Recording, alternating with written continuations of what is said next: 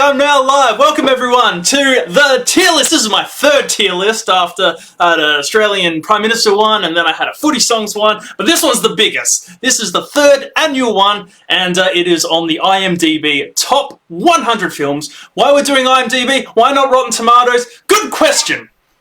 Anyway, with all these films and stuff, obviously they're all classics, they're in the top 100, so if I rank something at like F tier and stuff, it's not like F tier on the sort of level of like a Mortal Kombat Annihilation or, you know, a Tree of Life or, you know, just horrible films. It's sort of F tier in relation to the other films and stuff. So even though, you know, I might rank something low, chances are, you know, at least someone out there likes it. So without further ado, let's get into it with numero uno. I decided to start from number one, and we'll go with The Shawshank Redemption. Ranked 1, and, well, it's an S tier for me. It is, it's almost boring how, like, good this film is. You know, when someone says, what's your favourite film? And someone else says Shawshank Redemption. Where can you go from there? Why is it good? Well, first off, what's it about? The plot. Over the course of several years, two convicts form a friendship, seeking consolation and eventually redemption through basic compassion. To be honest, I don't think that really sums up what it's about. It's just about a guy in prison and then he escapes and just basically his time in there. I think that's pretty much enough said. I don't know what makes it good, to be honest. Like, Tim Robbins as a main character I found a little bit boring, but maybe that's good because we can sort of project our, you know, our own image on him and stuff. And it's a long film, but as soon as it like starts to maybe get boring, they introduce like a new plot, you know, thing. There's, you know, a new guy arrives in jail, that young Tommy guy, or old mate's up for parole and he doesn't want to escape prison. So they manage to sort of keep it ticking along, and you know, it's just a fantastic film. I love it. It's S tier. Maybe my favourite film. I'm not too sure. Like I said, it's a bit boring. It's like saying, like, WrestleMania 25, Michaels vs. Taker's your favourite wrestling match. I mean, yeah, we understand why, but, you know, maybe throw something a bit spicier out there just to start discussion, but hey, it's the GOAT for a reason. S tier, no doubt about it. Moving on, we got the Godfather here. Number 1, Part 1 of The Godfather. An aging patriarch of an organised crime dynasty in post-war New York City transfers control of his clandestine empire to his reluctant youngest son. So, what do we think of The Godfather? Yeah, it's a solid film. Some good scenes. The horse's head in the bed, that was cool. The baptism scene where old mate's you know, got his whole squad killing people while, you know, he's at the baptism and stuff. That was a nice little contrast there. I'm not like a cinematography guy. I'm no like Margaret Pomerez and David Stratton, but I noticed whenever there was a death, there was like oranges and stuff, so that was cool. When I say I noticed, I've been told that, so, but I noticed after someone told me that, and then it was like, ah, that's cool. And I thought it was cool, it must have been really, like, influential, this film, because, like, the mafia and stuff back in the day, like all the mob bosses loved this film, so much so that, like, apparently some modified their, you know, their mannerisms and stuff. They, like, stopped swearing. They wanted to be like Vito Corleone, the Marlon Brando's character, because he was, like, classy and, you know, refined, and, yeah, he had an aura about him, and I think, I just found it funny that, well, according to Wikipedia anyway, they changed their personality based on him, so that's cool. It's for the second best film. Like, a lot of people say, you know, this is one of the greatest. I don't agree with that. I thought it was still pretty good though. I'll put it firmly in the B. Basically, there's only a few S's I think there could be. Otherwise, you know, it makes it a bit less meaningless. So, you know, let's just say there's only going to be a few S's. A tier sort of just missed out on S, and I still recommend it. And then B tier sort of like, it's still really good, but I don't know. You guys are all busy, so I'm only going to recommend A and above. So, you know, you'll still get enjoyment out of B. C's like, I can see it's good, but not as good as B. D's, I'm probably the first fail grade, and F is... When I'm watching the film and I can't wait for it to end, that's when I know it's an F. So, yeah. Godfather, firmly in the B tier. So anyway, carrying on, we got, this was a surprise actually at number 3. We got The Dark Knight Rises. The Batman. The one with the Joker, the old Heath Ledger Joker. What's that one about? When the menace known as the Joker wreaks havoc and chaos on the people of Gotham, Batman must accept one of the greatest psychological and physical tests of his ability to fight injustice. So, The Dark Knight. The Dark Knight. This was really good. Third best film of all time as a surprise, but probably wouldn't go that high. But yeah, I mean the opening scene was good. You know, obviously the Heath Ledger just stole the scenes and stuff. Didn't really much care for Batman and all that, but yeah, when you got like Heath Ledger just dominating, doing them pencil tricks and stuff, and obviously the method acting paid off, although did that cause him to die? I'm not too sure about it, or maybe that was another thing. But yeah, obviously very influential, a lot of memes out of it. Maybe in terms of like comic book adaptations, hard to think of one that's better. But yeah, trying to think. It'll be either sort of that A or B tier, I reckon. Like, because I love the Joker and stuff, but, you know, even though he's a bit of an edgelord and whatnot, but, like, I didn't really care for Batman, didn't really care for Harvey Dent. Yes and no. That story was okay. I guess him getting corrupted, that was a nice little side plot. I think I'll put it in the B just because, I don't know if I rate it higher than The Godfather, and I put The Godfather in B. Sort of... yeah, it's based on, you know, where I put the other films too, I guess. So, anyway, Dark Knight, firmly in the B, I might say. Yeah, the next one, speaking of The Godfather... I did not care for The Godfather. Oh, Pete didn't, but I did. Godfather Part II. A lot of people seem to think this one is often at least on par with the first, but I actually think I think I enjoyed it slightly more than The Godfather. Nothing to A, I'm not too sure. I just liked how it like went back in time. Like saw, you know, young Robert De Niro as the original Godfather, just his, you know, quest for revenge and stuff like that. Yeah, I felt like it bounced back between present day and modern day. Sorry, the past and the modern times quite well. I liked Fredo too, that was a good character. Apparently the guy that played Fredo he's only been in like 5 films and they're all Academy Award winning films or something. It's ridiculous strike rate, and yeah, that's I liked his character. It's at least a B tier. Does it go that extra step into the A tier? We'll put it B for now.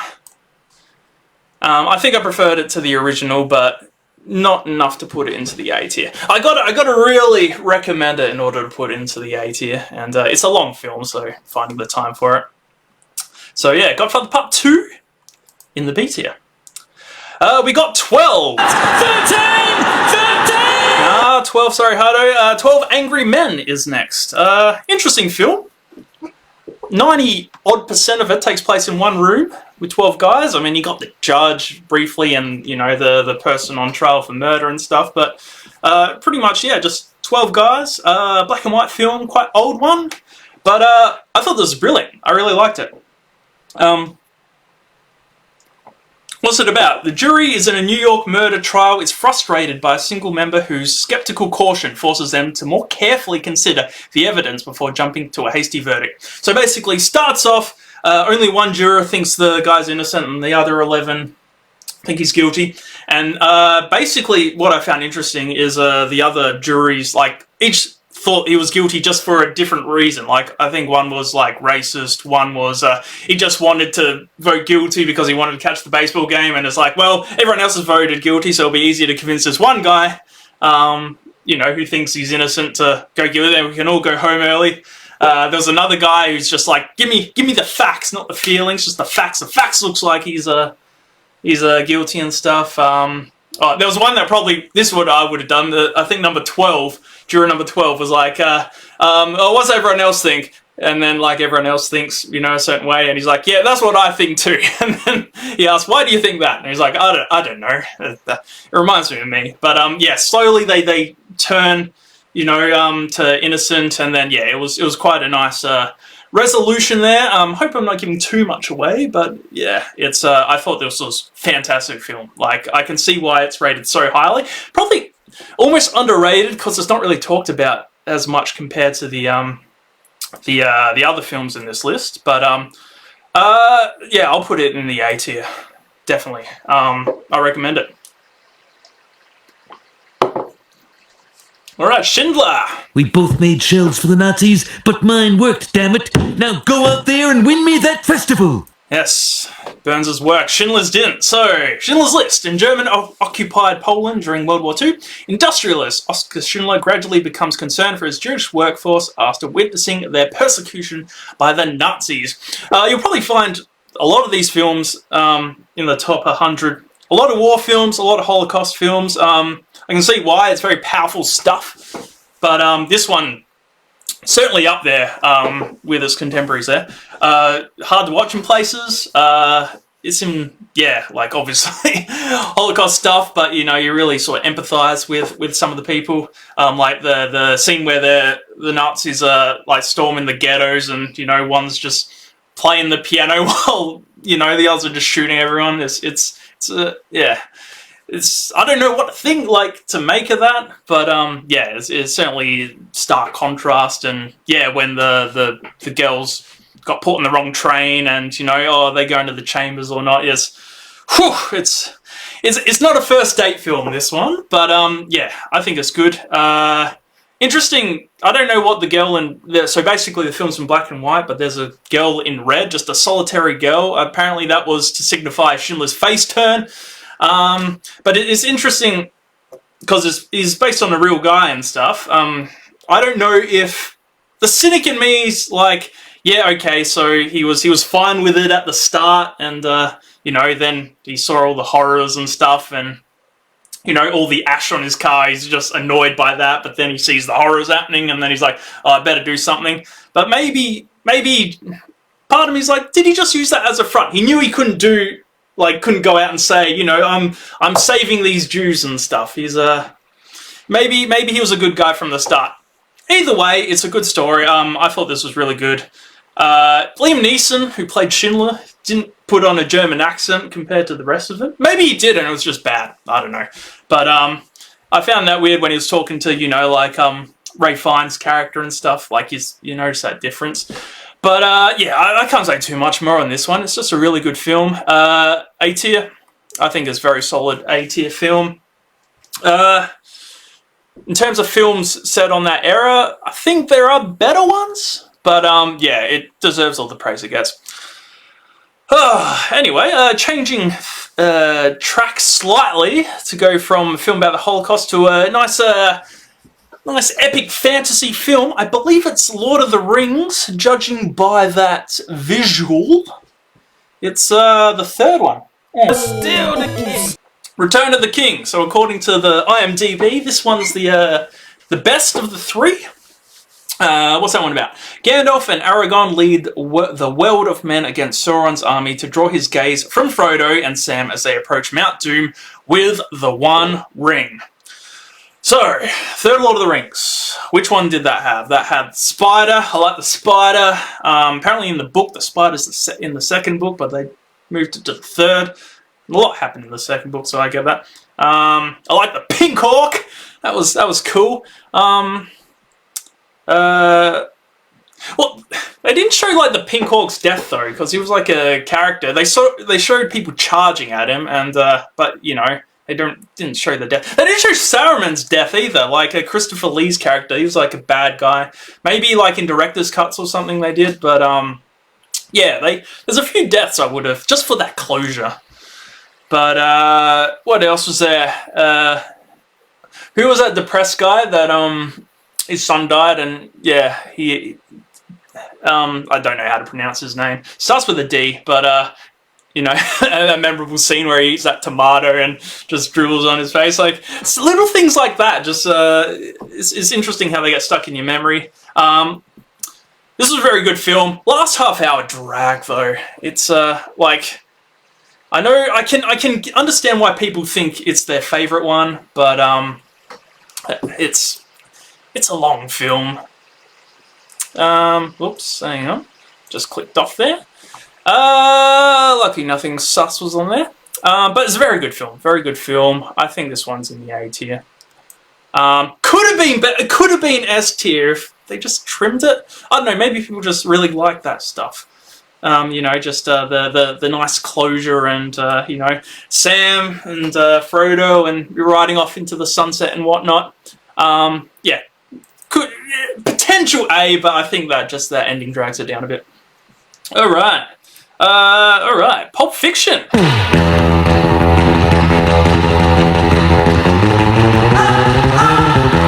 Bit of Black Eyed Peas for you. All right, so Pulp Fiction. The lives of two mob hitmen, a boxer, a gangster, and his wife, and a pair of diner bandits, intertwine in four tales of violence and redemption. So Pulp Fiction, you know, one of those classic Tarantino ones where you got all these stories told out of order, and what a film. What a film. Just the dialogue on point, just the banter. I often wonder with like Tarantino films, it's like, I reckon he's just had these conversations, he's like, oh, save that, I've got to save that for a film. So that was cool. Out of all the stories, I like the Bruce Willis one the best, you know, with the gimp and stuff, that was cool. Interesting, this film saved John Travolta's career. He was on a bit of a downward trend, so got the redemption arc too. I don't know what to make of the briefcase, you know, it's, I don't think I think it was just a plot device. Yeah, this is a tasty burger. This might be my favourite film, honestly, which means it's an S tier. I know I said sort of Shawshank as the boring choice, but Pulp Fiction. Interesting, they both were 1994 too, and neither of them won the award, so what a year that was. But yeah, Pulp Fiction. I mean, if I had to rank these two, I'd probably put it ahead, but we'll just we won't order these sort of rankings. We'll just leave them as is. But yeah, Pulp Fiction firmly in the S tier. Probably my favourite film. All right, Lord of the Rings again.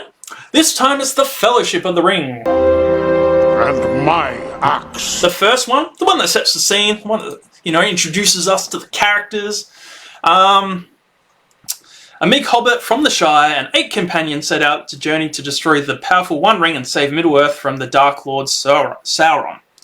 Get Sauron and Saruman mixed up.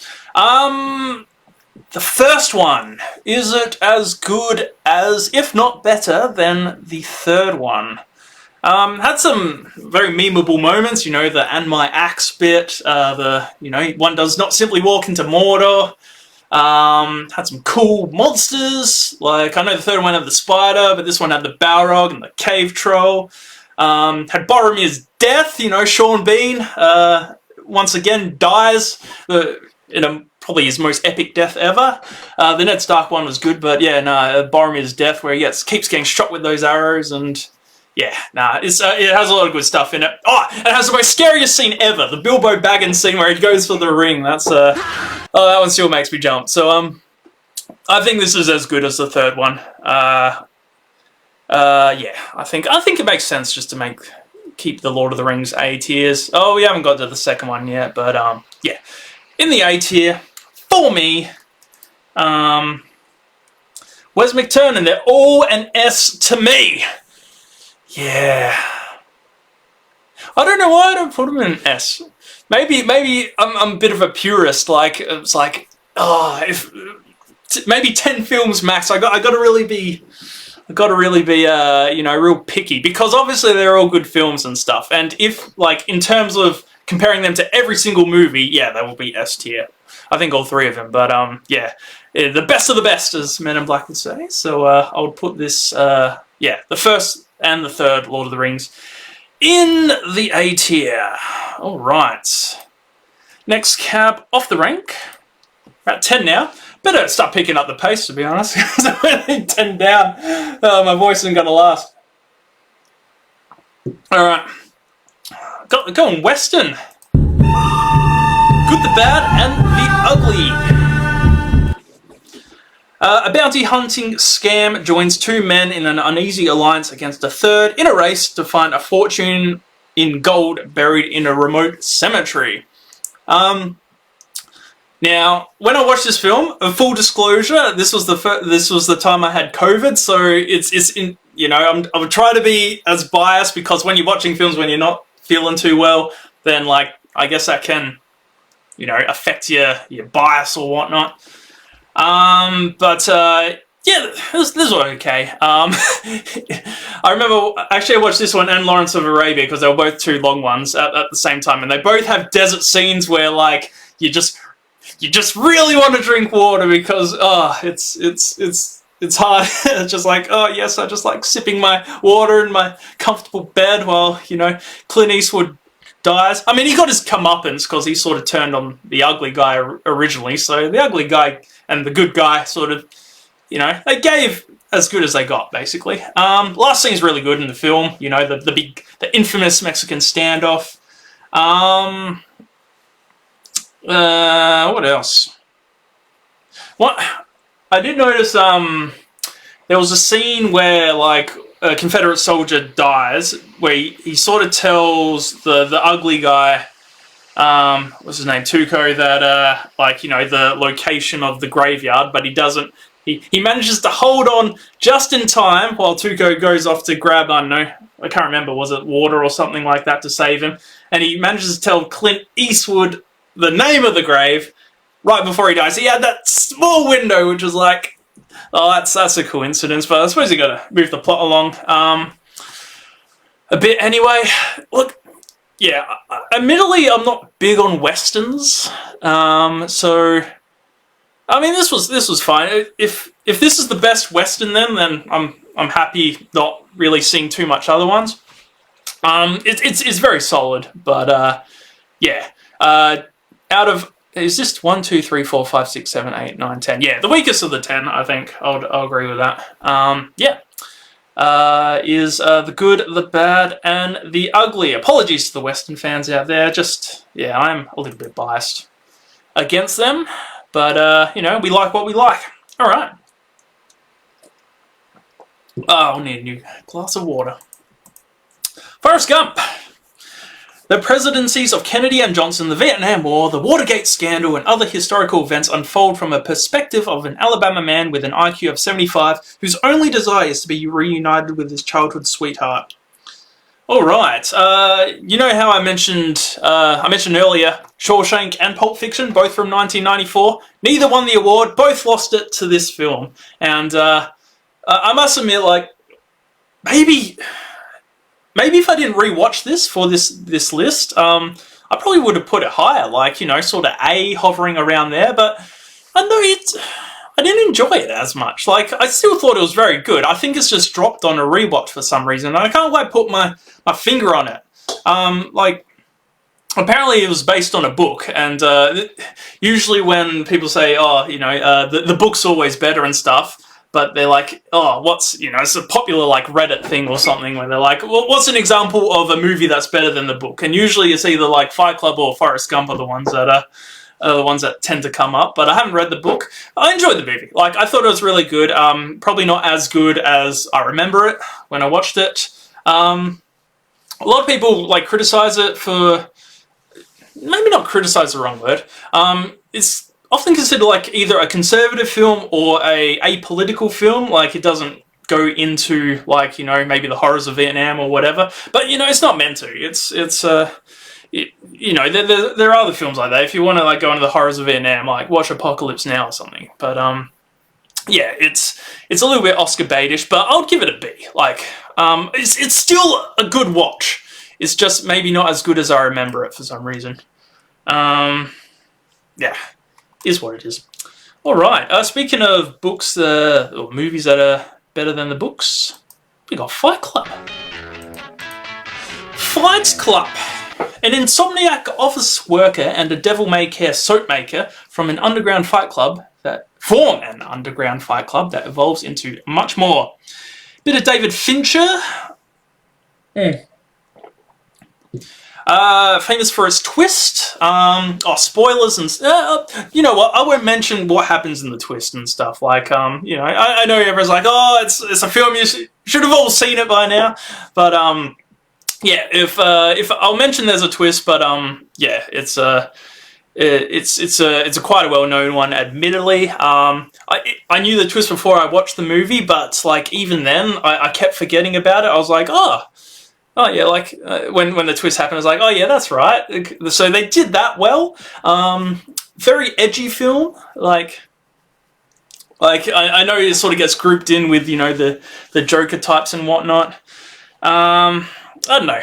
I didn't like many of the characters, to be honest. I'm not sure if I'm supposed to not like them and stuff. Yeah, so as a result, it was hard to sort of care what happens. One thing that is true about this is this probably reveals a lot about me. That scene where Tyler Durden tells, you know, the people of the Fight Club, you know, your homework's to pick a fight with just a random person. And then it comes to that montage where it's like they're trying to, you know, these guys are being really obnoxious, you know, shooting people with hoses and stuff like that, and just the civilians of the world just don't want to fight. They'll rather just walk away and stuff like that. I get that. If someone was spraying me with a hose, I'll be like, right, I don't like conflicts, so that related to me. Yeah, but I don't know, the twist did a lot of the heavy lifting in this film. Aside from that, maybe it says a lot about consumerism and stuff like that, but yeah, I thought it was just... I like a lot of David Fincher's other films. I mean, the opening credits are good, as usual, with Fincher's stuff, but this is probably the first D, I thought. If I had to say whether I liked it or disliked it, then I'll say it's falling on that dislike category. I wouldn't watch it again. Like, I wouldn't, if it's on TV, I'll find something else. Anyway, so the first D thing is Fight Club. So apologies there. There we are. What do we have next? Potatoes! Potatoes! We got Lord of the Rings, the second one! Now, got a bit of a middle mute. Like, the first movie is like, you know, the setup, and then the last movie's, you know, the conclusion and stuff. It's interesting, like, where do we rate the middle one? Because you sort of have to have that assumed knowledge from the first one. Like, very rarely middle like, movies in a series are, like, standalone ones. Or maybe in this case, like, it's yeah. There are examples where it is, but I know, like, for instance, like, a lot of the Harry Potter ones, it was like, yeah, don't bother watching the sixth one on its own, because you have to sort of know the backstory and all that of the previous five, and yeah. Lord of the Rings, you could still probably get some enjoyment out of it if you just watched it alone, but why would you? Because the whole damn trilogy is so damn good. Lord of the Rings, The Two Towers, while Frodo and Sam edge closer to Mordor with the help of Shifty Golem, the divided fellowship makes a stand against Sauron's new ally Saruman and his hordes of Isengard. Okay, here's my hot take. This is my favourite of the three. It's the lowest ranked of the three, but I just think it's just that Battle of Helm's Deep is the best battle in the trilogy. Whereas the third one had a lot of battles, this one just had that one big one. A few skirmishes, but yeah, that one big one, and it was just molto bene. You know, and you had the ebb and flow of the match, you know, that orc running in, blowing up the thing, that was cool. Yeah, you had, you know, Gollum's heel turn, which you understand, because, like, he's like, oh no, you betrayed him, yeah. And then you had the tree guys, the Ents. Are the Ents? Tree Ents? Or is it... Yeah, Ents? Yeah, I'm such a big mark for when, like, like, in this case, the big tree guys, like, they join the fight. It's like, oh, business is picking up, you know? So, I just love it when, you know, you have an enemy, and then you have the good guys, and they're like, hang on, can we get these people to join us? And usually they're badasses and stuff. like big old trees, and yeah, nah, I'm always a sucker for that. I feel like I'll put this in the A2, even though it's my favourite of the three, just to keep the Lord of the Rings together, you know. Just won't feel right putting the second one like one above. It is my favourite of the three, but yeah, I think they're all as good as each other. Even though the third one has some flaws, but yeah, or some things I don't like maybe other people like them. Anyway, Lord of the Rings, Two Towers, the second one in the A tier. Inception. Another Christopher Nolan one. Christopher Nolan appears in this list quite a bit. I think I counted 6 films in the top 100. Spoilers. I think they're all probably, each one's slightly too high than it should be, but that's just me. Inception, a thief who steals corporate secrets through the use of dream-sharing technology is given the inverse task of planting an idea into the mind of a CEO, but his tragic past may doom the project and his team to disaster. This film is probably just too smart for me, to be honest. It's had some cool visuals. Basically, it's a cool concept because, you know, you're in the dream world, and, you know, you're limited by, you know, nothing really. You had, you know, the stairs that go nowhere, and the rotating rooms and stuff when there's a fight. That was cool, and yes, how they kept, you know, going layers and layers into dreams, and they had to sync up all the kicks, you know, that was cool and stuff. Maybe like Fight Club, I didn't like any of the characters, so it was, I didn't really care what happened to Leo and stuff, and Elliot Page, and it's I think it's it looks impressive and stuff like that. It just didn't vibe with me. Like I said, it's probably too smart for me. I like my simple films. D tier for me. Is my opinion. So you know, it's is what it is. All right. What are we up to next? Star Wars Episode V: The Empire Strikes Back. Full disclosure, not the biggest Star Wars person out there. One of these films I mentioned with the Two Towers, like the middle film, so it sort of requires maybe a little bit of watching of the previous one just to understand the characters' motivations and whatnot, especially with the big twist. Probably hits harder once you know about Vader and how much of a badass he is. Star Wars The Empire Strikes Back. After the rebels are overpowered by the Empire, Luke Skywalker begins his Jedi training with Yoda, while his friends are pursued across the galaxy by Darth Vader and bounty hunter Boba Fett. Now, I did a little bit of research. Apparently Boba Fett didn't make his debut in this one. They had some Christmas special in between the original one and this one, so that was I learned. But they did have some other debuts, you know, introduce Yoda, that's cool. The Emperor as a hologram, so a little teaser there of, you know, the big power. Lando for, you know, just to have a black guy, I guess. He was a cool guy though, so standalone film. Anyway, I'm rambling. This one, how much do I want to piss off Star Wars fans? This one's considered the best of the Star Wars ones, like often considered the best. The thing is about it, like, when I first watched the Star Wars, like, my first films were the prequels, like the Darth Maul and stuff like that. So I loved that stuff as a kid. So I think as a result, we always tend to favour the ones, especially with shows like this, the ones we liked as a kid just for that nostalgic reason and stuff like that. So I didn't have that as much a connection to the original, like, 70s films. So yeah, it's probably just well, to be, actually. It was pretty good. The twist about Vader, yeah. I know a lot of people will put it in S tier, but I just don't have that connection to the Star Wars films, unfortunately.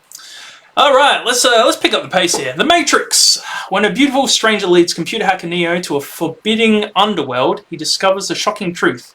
The life he knows is the elaborate deception of an evil cyber intelligence. Alright, things I love about this. Soundtrack's really good. It's like early 2000s industrial metal songs like Rammstein or like Rage Against the Machine. Like all my bands seem to have songs on this soundtrack, so I like that. Cool concept.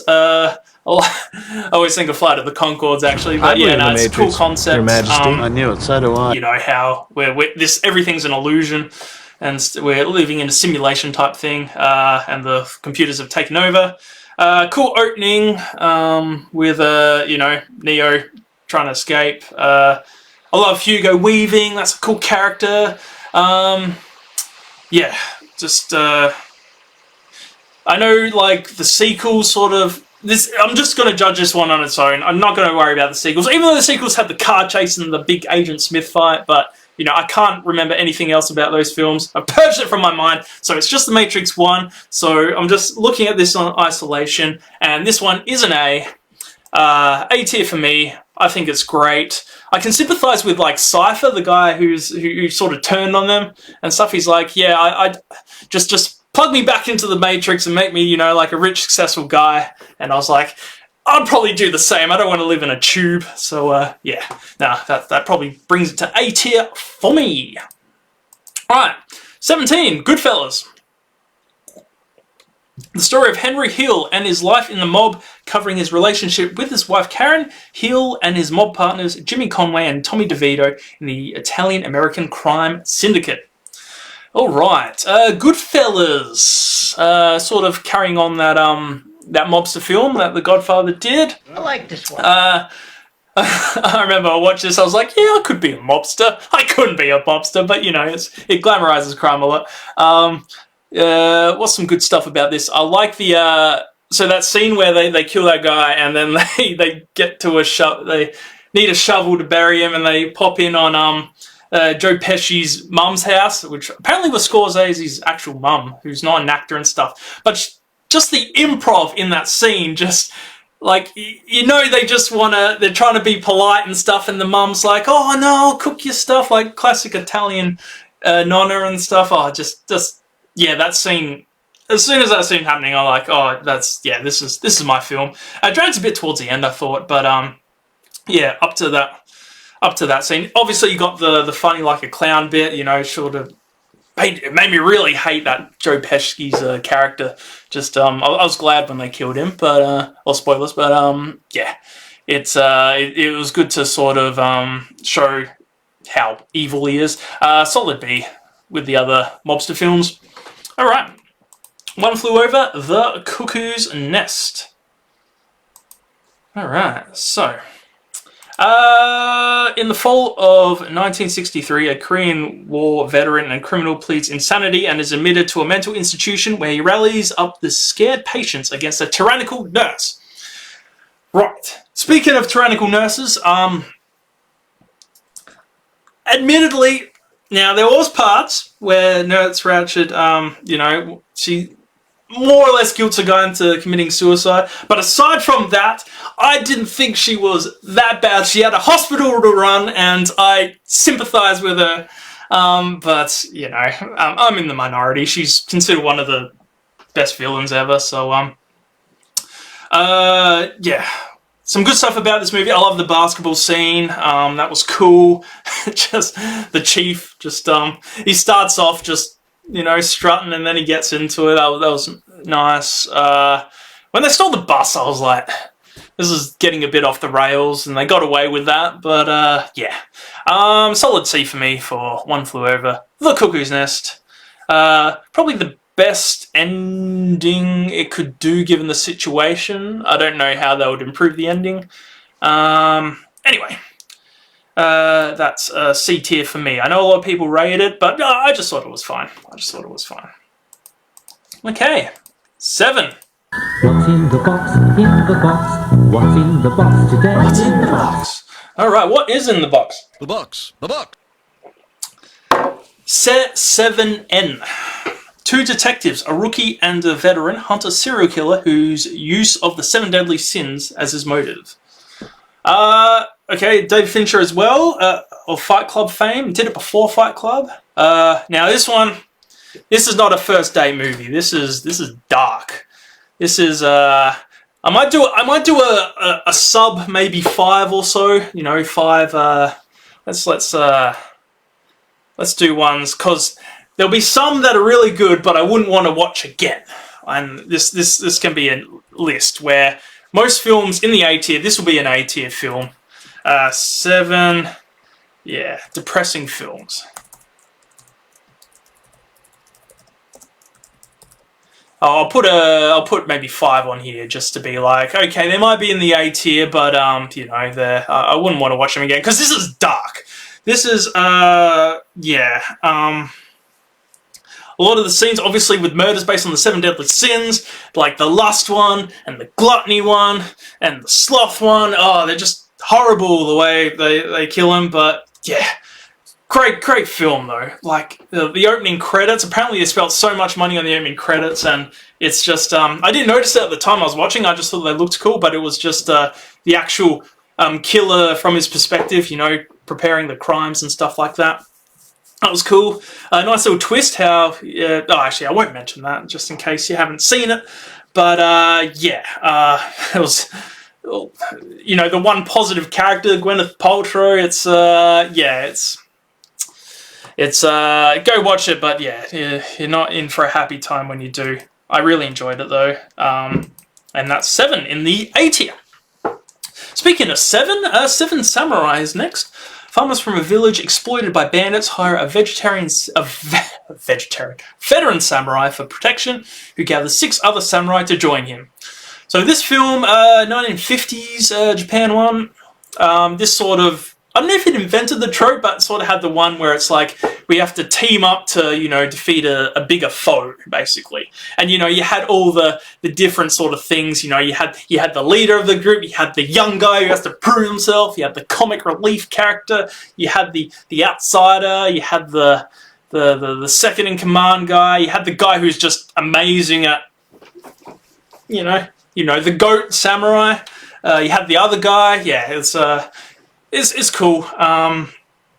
Yeah, that's obviously very influential. Quite long, clocks in at over 3 hours. You see a lot of arse. Like, I suppose, you know, we envision samurai with skirts and stuff, but yeah, that. There was one villager who he spends just the whole film crying.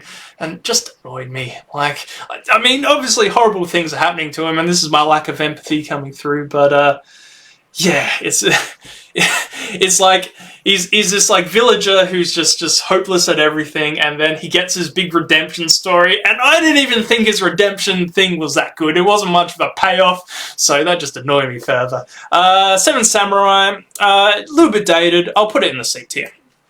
Put it in the C tier. It's a Wonderful Life. Another old film, another black and white film. An angel is sent from heaven to help a desperately frustrated businessman by showing him what life would have been like had he never existed. Quintessential Christmas film. I know people say like Die Hard's one of the best Christmas films of all time. This is like legit a Christmas film. I really like this one, actually. The opening's a bit corny with the angels and stuff like that, but yeah, very likable lead guy. You're rooting for him, you know, the whole time. It's one of those things where it's apparently the FBI like thought it was because the bad guy was like an evil Scrooge banker guy. It's like this is just anti-banker propaganda and stuff like that, which I find that funny. But yeah, the bad guy gets away with like robbery too. He gets no comeuppance, so that was an interesting move. But yeah, I thought this was really good. It really like surprised me at how much I got into this. Like by the end, I was like hook, line, and sinker. I'm putting this in A actually. This I didn't think I would enjoy it as much as I did. And that scene where like is like the angel shows him what life would be like without him. Like, yes, it was like a sleazy place and people were worse off, but it looked a bit more fun. I'm not gonna lie. You know, the boring white picket fence town, and then, you know, you had some, you know, dancing places or whatever scandalous thing they could think of in the 1950s. Yeah, it's, yeah. I thought It's a Wonderful Life is a wonderful film. Alright. Oh, Silence of the Lambs. Here we go. Nice Chianti.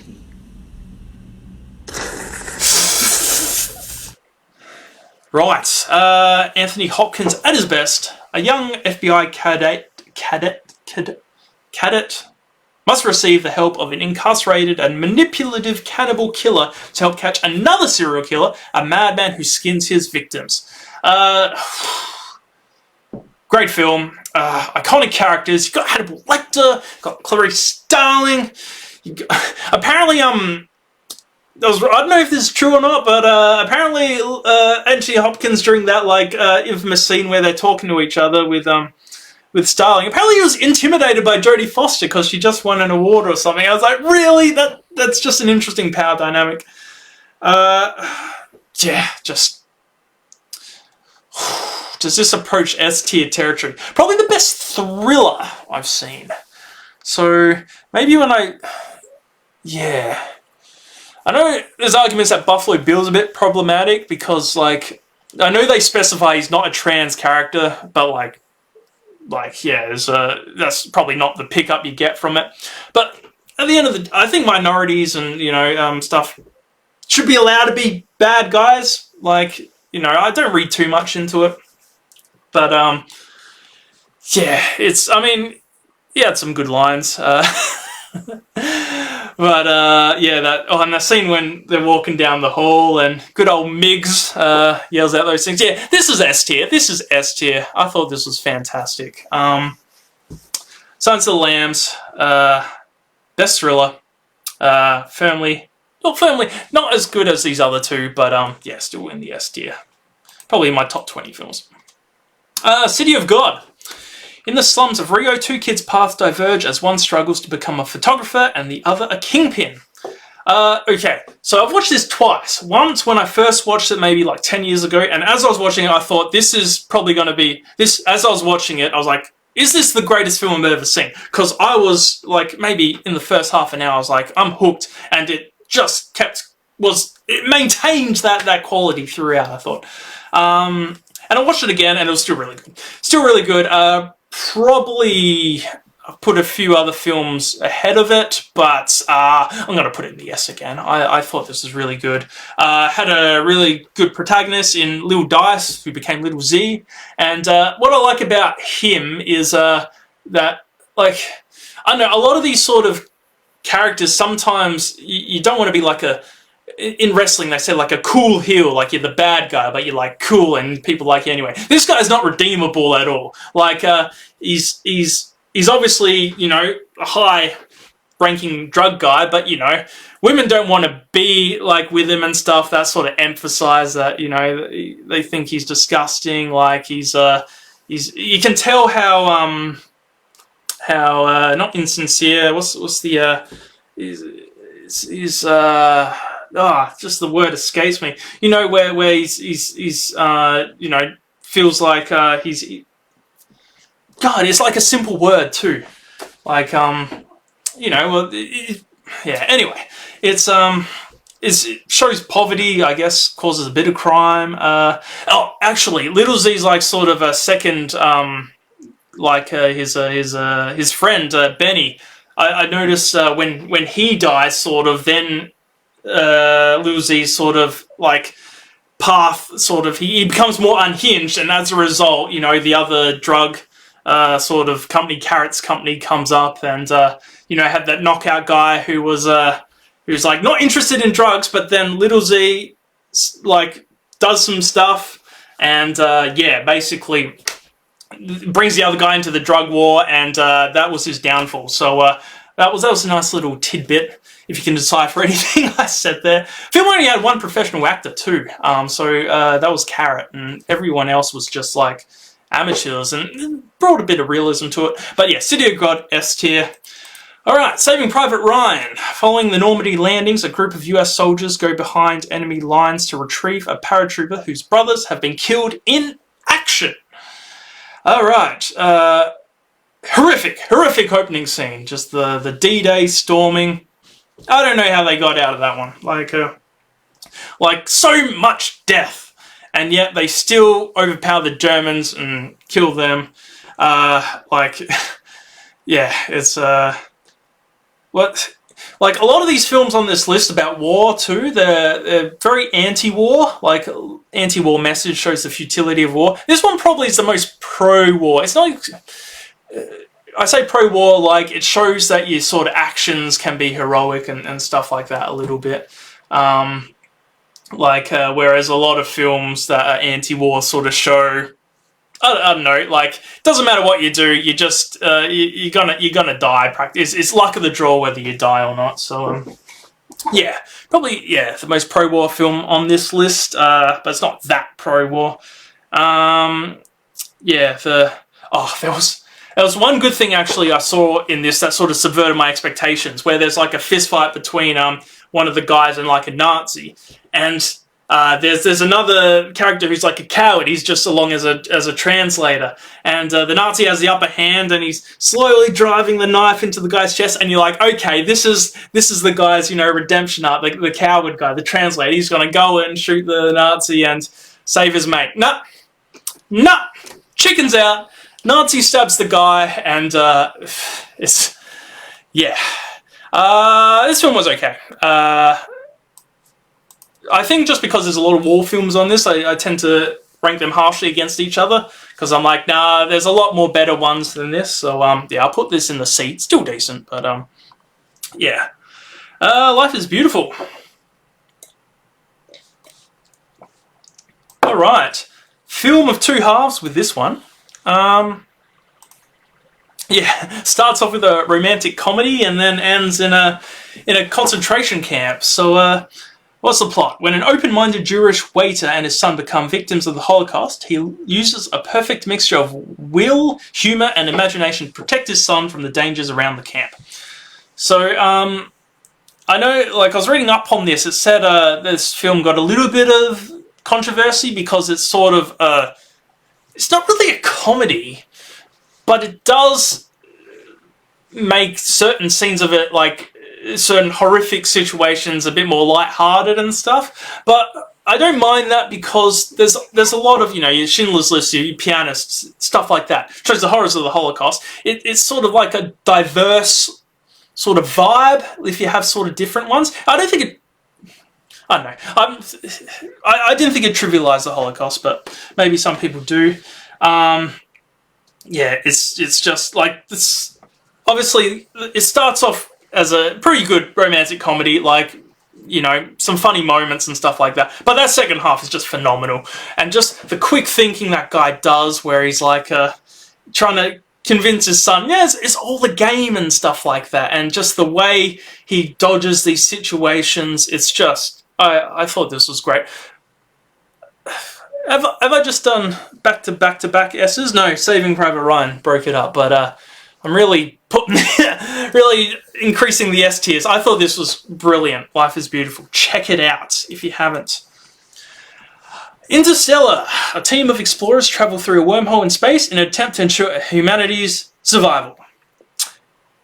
Like Inception, this might have been too smart for me. Found it a bit boring. I know a lot of astronauts praise it because it's accurate, but I don't know. It's like those video games where they try and do accuracy and stuff like that at the cost of gameplay. Like, the character might only be able to sprint for a certain amount of time before he has to start walking, and it's like, I just want to get to the place faster. I don't care that, obviously you can't sprint every time. Anyway, I'm going off the rails here. Didn't really care about the non-science stuff either. The water planet was cool, but I'll put this one in the D tier. Not a huge science fiction guy, admittedly. Alright, The Green Mile. The lives of guards on death row are affected by one of their charges, a black man accused of child murder and rape, yet who gets a mysterious gift. Wow. Now, this one was a draining one. This one made me bawl at the end. Based on a Stephen King book, so some good source material there. Apparently, now I don't know if it's true or not, apparently the character John Coffey, before it was given to Michael Clark Duncan, apparently it was offered to Shaq. Can you imagine? Shaq in The Green Mile. An emotionally draining film with Shaq Daddy, Kazam. Just, I can't believe that. Once anyway. you go Shaq, you never go back. Percy Wetmore, what a What a terrible villain. Oh, God, I hated him. I thought this film was so good. I'm going to put it in S again. Jeez, just... It's interesting, the 20s just had a lot of S's. The top 20 only had 2, and then just the sort of the next level. Yeah, I like The Green Mile. Also based, yeah, like similar to The Shawshank, both Stephen King. I didn't know the director, Frank Darabont. He did both Shawshank and The Green Mile. I hadn't even heard of this guy, but yeah, it's the King Darabont connection again, which is always money. All right. Star Wars Episode 4, A New Hope.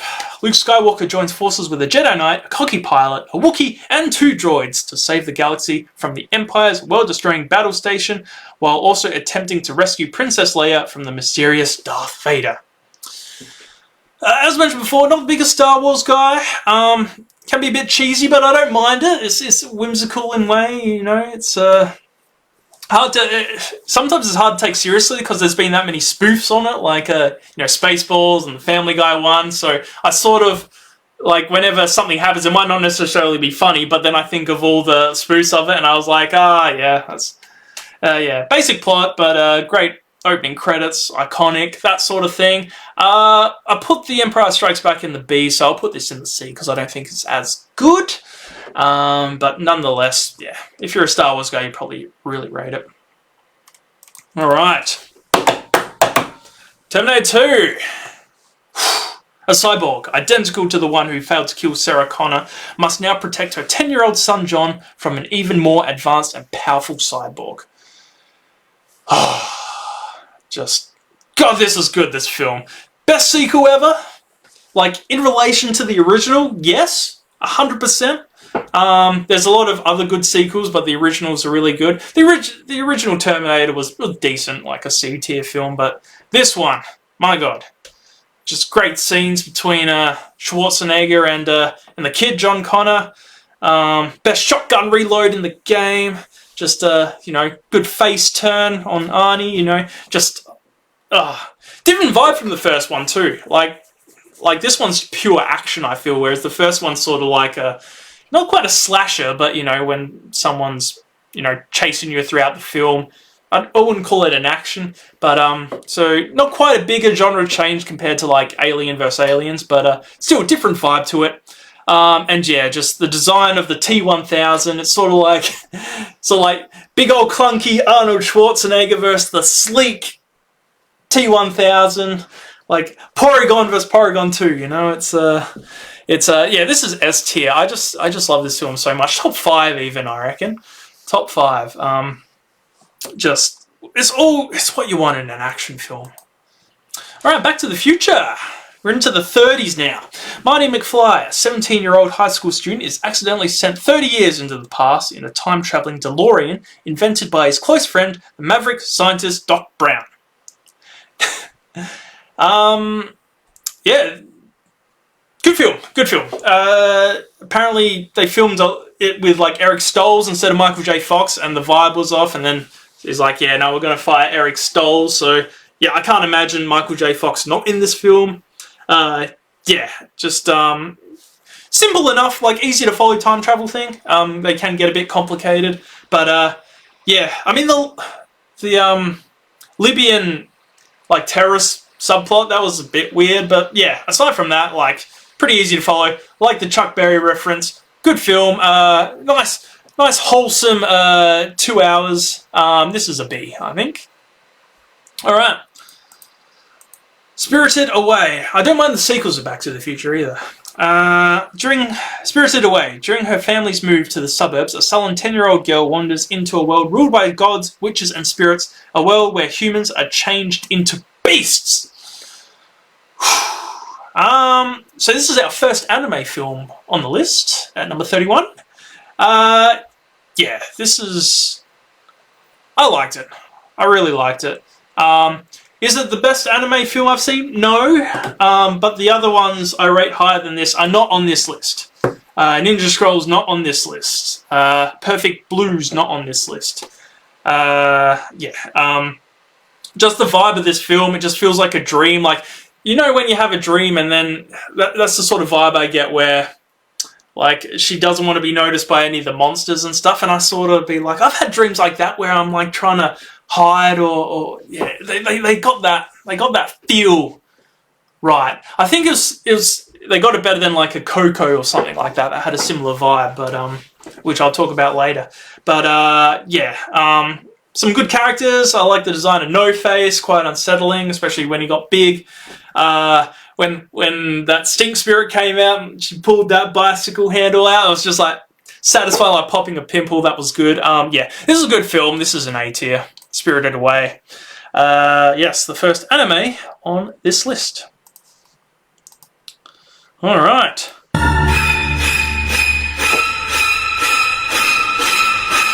Psycho! Hitchcock. The Hitch. First of 4 Hitchcock films on this list, I believe. A Phoenix secretary embezzles 40 grand from her employer's client, goes on the run and checks into a remote motel run by a young man under the domination of his mother. So, this one, very cutting edge for the time. Broke a lot of taboos. Married couple and unmarried couple in bed. Showed a toilet. Just, what was he thinking? And then, obviously, the subject matter, having a serial killer, bad guy based on, like, Ed Gein and stuff like that. Just, yeah, killed off the main character early. That was a nice swerve. That scene where Marion's driving off and her boss walks in front of the car. I was like, oh, that's where Pulp Fiction got that Marcellus Wallace scene from. So that was a nice see where the OG was. Yeah, I mean Norman Bates is a good character. It's I felt a bit sorry for him. Like at the start, like he did it well. He wasn't like overtly weird at the start, so you knew like he was a bad guy but stuff. But like they didn't give it away. He wasn't some creepy loner straight out of the gate. I mean, when he's like guiding around the room and he couldn't even say bathroom, like it's like, oh, there's something there. But yeah, Psycho was an A. It's an A. As soon as I saw it, I saw it when I was quite young actually, and I was like, even like as a well, I wasn't a kid, I was probably like late teens, but I was like, this was probably the oldest film I saw at the time, and even then I was like, yeah, this is good. This is really good. Alright, The Pianist. Polish, this is The Pianist, not The Piano. Alright, a Polish-Jewish musician struggles to survive the destruction of the Warsaw Ghetto of World War II. Like Schindler's List, another good Holocaust film. You're rooting for the guy, like he keeps having to move places and stuff like that, but he hangs in there, and I like that sort of bit at the end where the Nazi discovers him and they form that friendship. Like, yeah, it's that when he first discovers him and he tells him to play the piano, you don't know what's happening. You're like, he's going to kill him at the end, and you can tell he's thinking like, he's gonna kill me, so I'm gonna, and he hasn't played the piano for ages because he's been hiding. He can't make a sound and stuff, and he's all decrepit. And then he just pulls out that performance. And yeah, I don't think the Nazi was gonna kill him. Like anyway, like it's not like play for your life. Oh, you're really good. Okay, I'll let you live. I think it was always like that, but you didn't know, and it was. Yeah, it was really good. Apparently he actually played the piano too, Adrian Brody. Like, I know there was a lot of scenes on his hands, but apparently he did it. So this was very good. B tier for me. B tier for The Pianist. Parasite. Greed and class discrimination threaten the newly formed symbiotic relationship between the wealthy Park family and the destitute Kim clan. So I heard about all the hype for this film before I saw it, so maybe I'm judging it a bit harshly. Well, not harshly, just when I know a film's good, I sort of like try to pick out, why. Oh, they stuffed that up or whatever. I'm a bit more harsh on it. Whereas if I just go into a film not knowing anything, then I'm probably pleasantly surprised with how good it is, and I might elevate it further. But yeah, no, it's a very good film. Yeah, just some good scenes. Just some scenes that put you on edge, like the noodle cook and when they're driving home and they're hiding under the table. And yeah, no, that was good. Just clever how like each member of the poor family sort of got their way into the rich. Like at the yeah, it's like with the sister and stuff. Like the brother who got into the family first, he probably like worded up the sister, and she's like, oh, maybe I'll go on the offensive and you know, use the rich families, like, I guess, you know, they like hierarchies and structure and power and stuff, and so she used that on them. She was very like, you know, on the front foot, and yeah, I like how they sort of got into the family through different strategies, so that was cool. Yeah, Parasite, very good. B tier, I think. B tier for me. Alright. Leon the Professional. Annoying bird. I am the great Leon. I am the great Leon! Bit of Star Fox for you. 12-year-old Matilda is reluctantly taken in by Leon, a professional assassin, after the family is murdered. An unusual relationship forms as she becomes his protege and learns the assassin's trade. How is this film ranked at number 35? Like, if you like overacting, like Gary Oldman, it's just too much. I found it cringe. I know the director said he based the Natalie Portman character on like him and his wife's relationship, but a few red flags when, you know, the Natalie Portman's portraying a 12-year-old girl, and, you know, yeah, a few uncomfortable scenes. I didn't get the appeal of this. I like the Sting like music at the end. That's a good song, but yeah, this will probably be our first F tier. I just don't get it. Like, I must be missing something. Like, I was waiting for it to be like, okay, what makes this film so good? And I couldn't feel like, at least with the D tier ones, like Inception had some visually stunning things, as did Interstellar. Fight Club had the good twist. Leon the Professional had nothing. I thought it had nothing going for it, and this is why I put it in the F tier. Our first F tier. Alright, picking up the pace. Only up to 36. I don't know how long I've been streaming for, but maybe... Okay, let's go through these. Alright, Lion Prince Simba and his father are targeted by his bitter uncle who wants to ascend the throne for himself. So, basically, I hear it's based on one of the Shakespeare ones. I'm not sure which one, because I don't know Shakespeare, but, you know, then they sort of made it into animals and stuff. Good move! Love Scar, love the tunes, Mufasa's death is sad, the opening Circle of Life, just, chills. The bugs look tasty, like, I wanted to eat the bugs. They just make him look so appealing where Timon's, like, sucking him up and stuff, and, yeah, it's, and also, like, I had this, like, computer game, like, in the early 90s, mid-90s, maybe, called Timon and Pumbaa Jungle Games, and I had so much fun with that. Got so many hours on bug drops, so, yeah, Lion King's an A. Yeah, phenomenal film. Deserves all the hype. I didn't see the remake, so, I don't know about that one. Alright, Gladiator. A former Roman general sets out to extract vengeance against the corrupt emperor who murdered his family and sent them into slavery. Alright, so this is pretty good. Gladiator fights were like the best part. I didn't care much for like the war stuff and the politics. I just like the fights, man. I like the ones with the chariots, and I like the one with the guy with the mask that came down like that. And yeah, I like the sort of, you know, the Bond, well, not so much Bond, but they sort of, you know, he had a group when Russell Crowe became a gladiator, you know, he had the Juba, and then he had the big muscly guy, and yeah, that was cool. And then the slave owner, I thought it was Mark Hamill as the slave owner. It was some other guy who apparently died when they filmed, or died shortly after it released or something. It just reminded me of Mark Hamill, the slave owner. I thought that was a good ending, how when the gladiator died in his battle against the emperor, and everyone carries off the gladiator and leaves the emperor. That was a nice touch. Speaking of the emperor, apparently Joffrey from Game of Thrones based a lot of his mannerisms on that. I thought he was even, like, not as evil as Joffrey, but I could get some vibes, you know, the incest stuff was a bit... But, you know, that's an extra layer to the character, they say. Gladiator is a B, I think. Alright.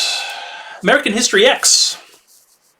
A former neo-Nazi skinhead tries to prevent his younger brother from going down the same wrong path that he did. Some hard to watch scenes in this one. You know, the shower scene, the curb stomp. The curb stomp I had to look away. I couldn't watch that one. It's maybe I don't know if this is a twist per se, but maybe like how basically the Edward Norton character was like, you know, I'm racist because, you know, my dad was killed by these thugs and stuff, and, you know, he's blaming it on, you know, all the crime and stuff. But it's sort of towards the end of the film, it revealed that wasn't the cause of it. That there was always that sort of seed of racism there. So I thought that was a cool thing. The friendship in prison, you know, for Edward Norton's face turn. Yeah, that was cool. This is what I'm terrible at debaters and stuff. When they had that scene where it was, you know, all around the family table, you know, for Christmas or whatever, and they're having the arguments, you know, the family and stuff were putting forward arguments that was like, oh yeah, that's a good point and stuff, and then Edward Norton was like just deflecting, and, you know, it just reveals how it's pointless, like, arguing with There's probably certain strategies you can do, but yeah, I'm definitely not the person to talk to. I was at the beach and stuff, and some guy was like talking to me about flat Earth, and it's like, I know the Earth's not flat and stuff, but I don't know the arguments. Like, I don't know how to convince someone that the Earth's not flat. It just is to me. I just believe science, maybe blindly, but yeah, it's I figure that's anyway. I'm on a tangent. That's why I don't argue with Nazis, because I just wouldn't know what things to say. You know, don't hate Jews. Yeah, anyway, this was a very good film. I liked it. I liked it a lot. Enough for A tier.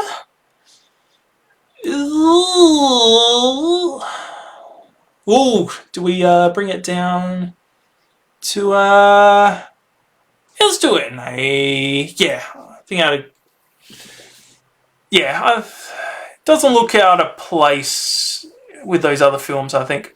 Also had the kid from Terminator 2 in there, so that was a nice surprise. Alright. The Departed. An undercover cop and a mole in the police attempt to identify each other while infiltrating an Irish gang in South Boston. Classic Scorsese film, a lot of deaths. I know if I was undercover, I wouldn't last a second. They would find me out. It's like, are you the mole, Dan? No? Yeah, no. Based on the Korean one, it wasn't called The Departed, it was called something else. I think I preferred the Korean one, but mind you, I saw The Departed recently, whereas I haven't seen the original. Yeah, this was a solid C. Solid C. I'll pick it up the pace here, guys. Just try and get this done within 2 hours, and I'm already now down, and I'm up to 40! The Usual Suspects.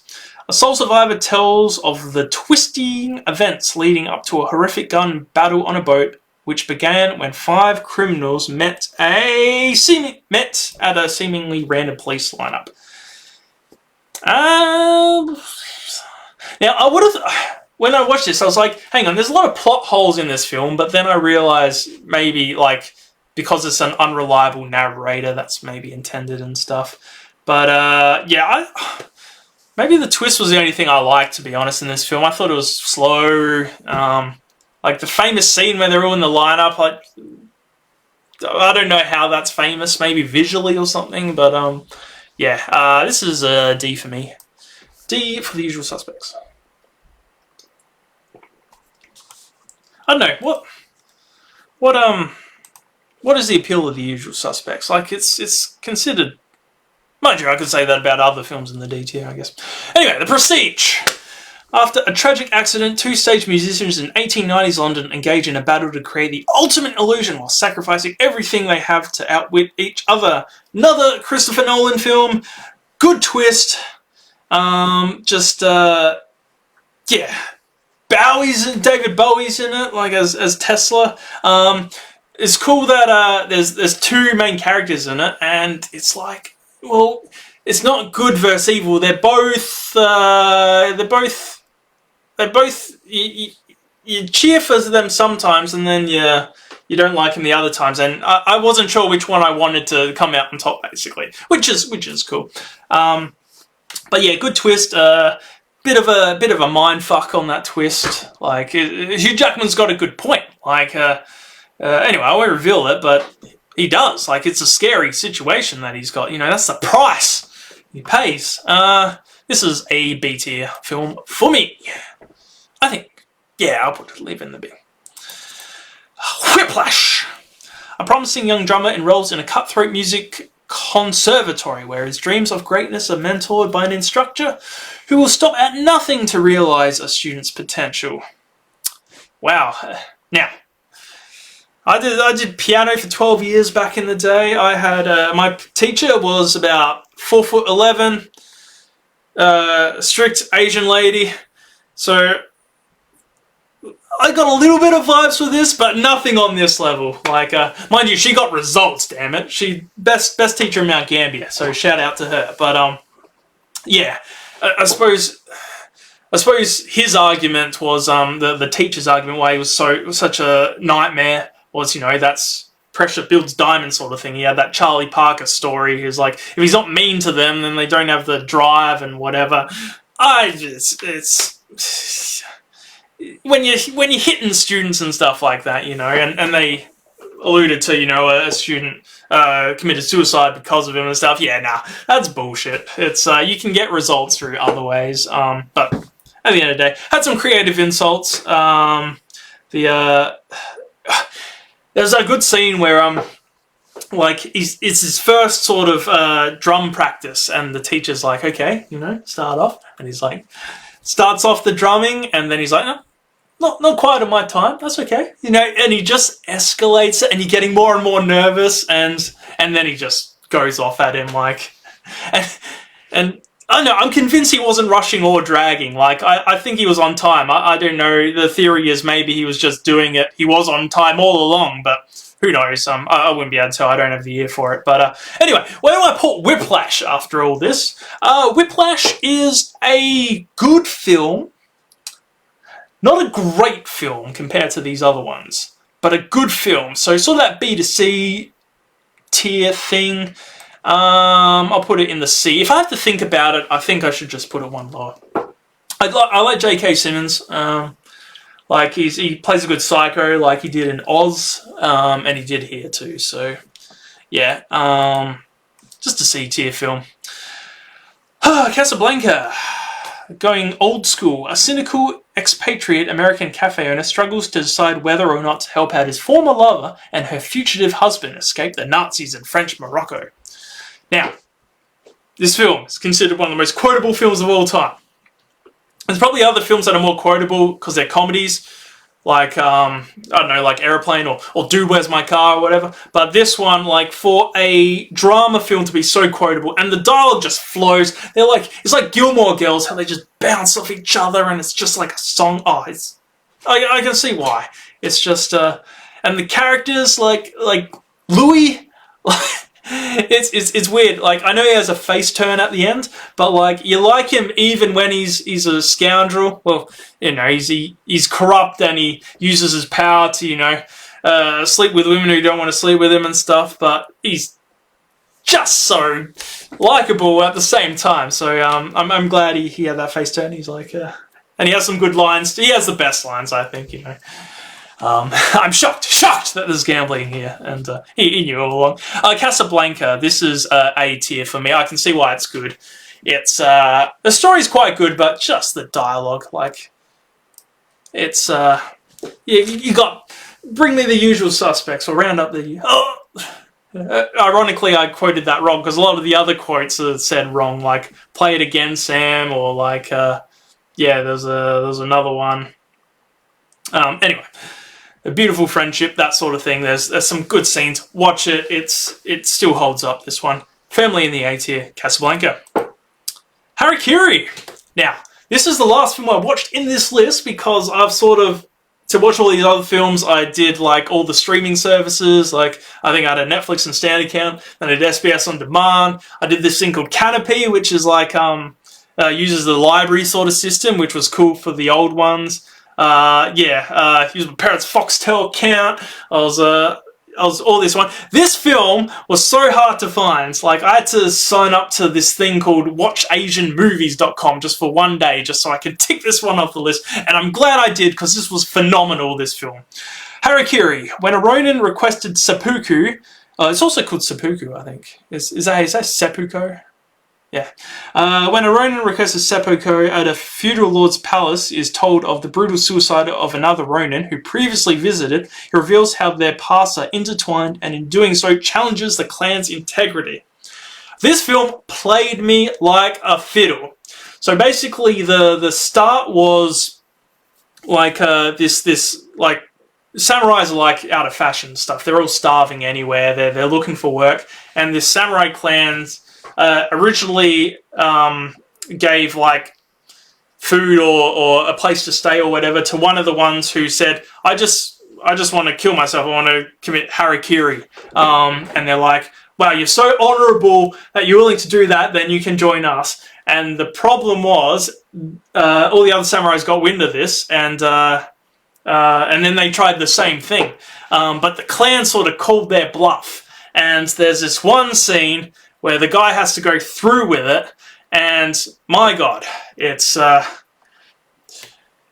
tough watch, but this film is so good. Like, I won't say too much more, but it's emotional roller coaster, and then you realize how hypocritical certain aspects of that society is, and you're like, oh no, this guy was in the right all along, and stuff like this.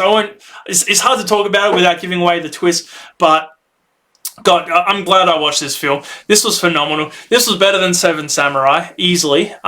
This is, out of all, there's 3 black and white Japanese films on this list, and this is the best of them.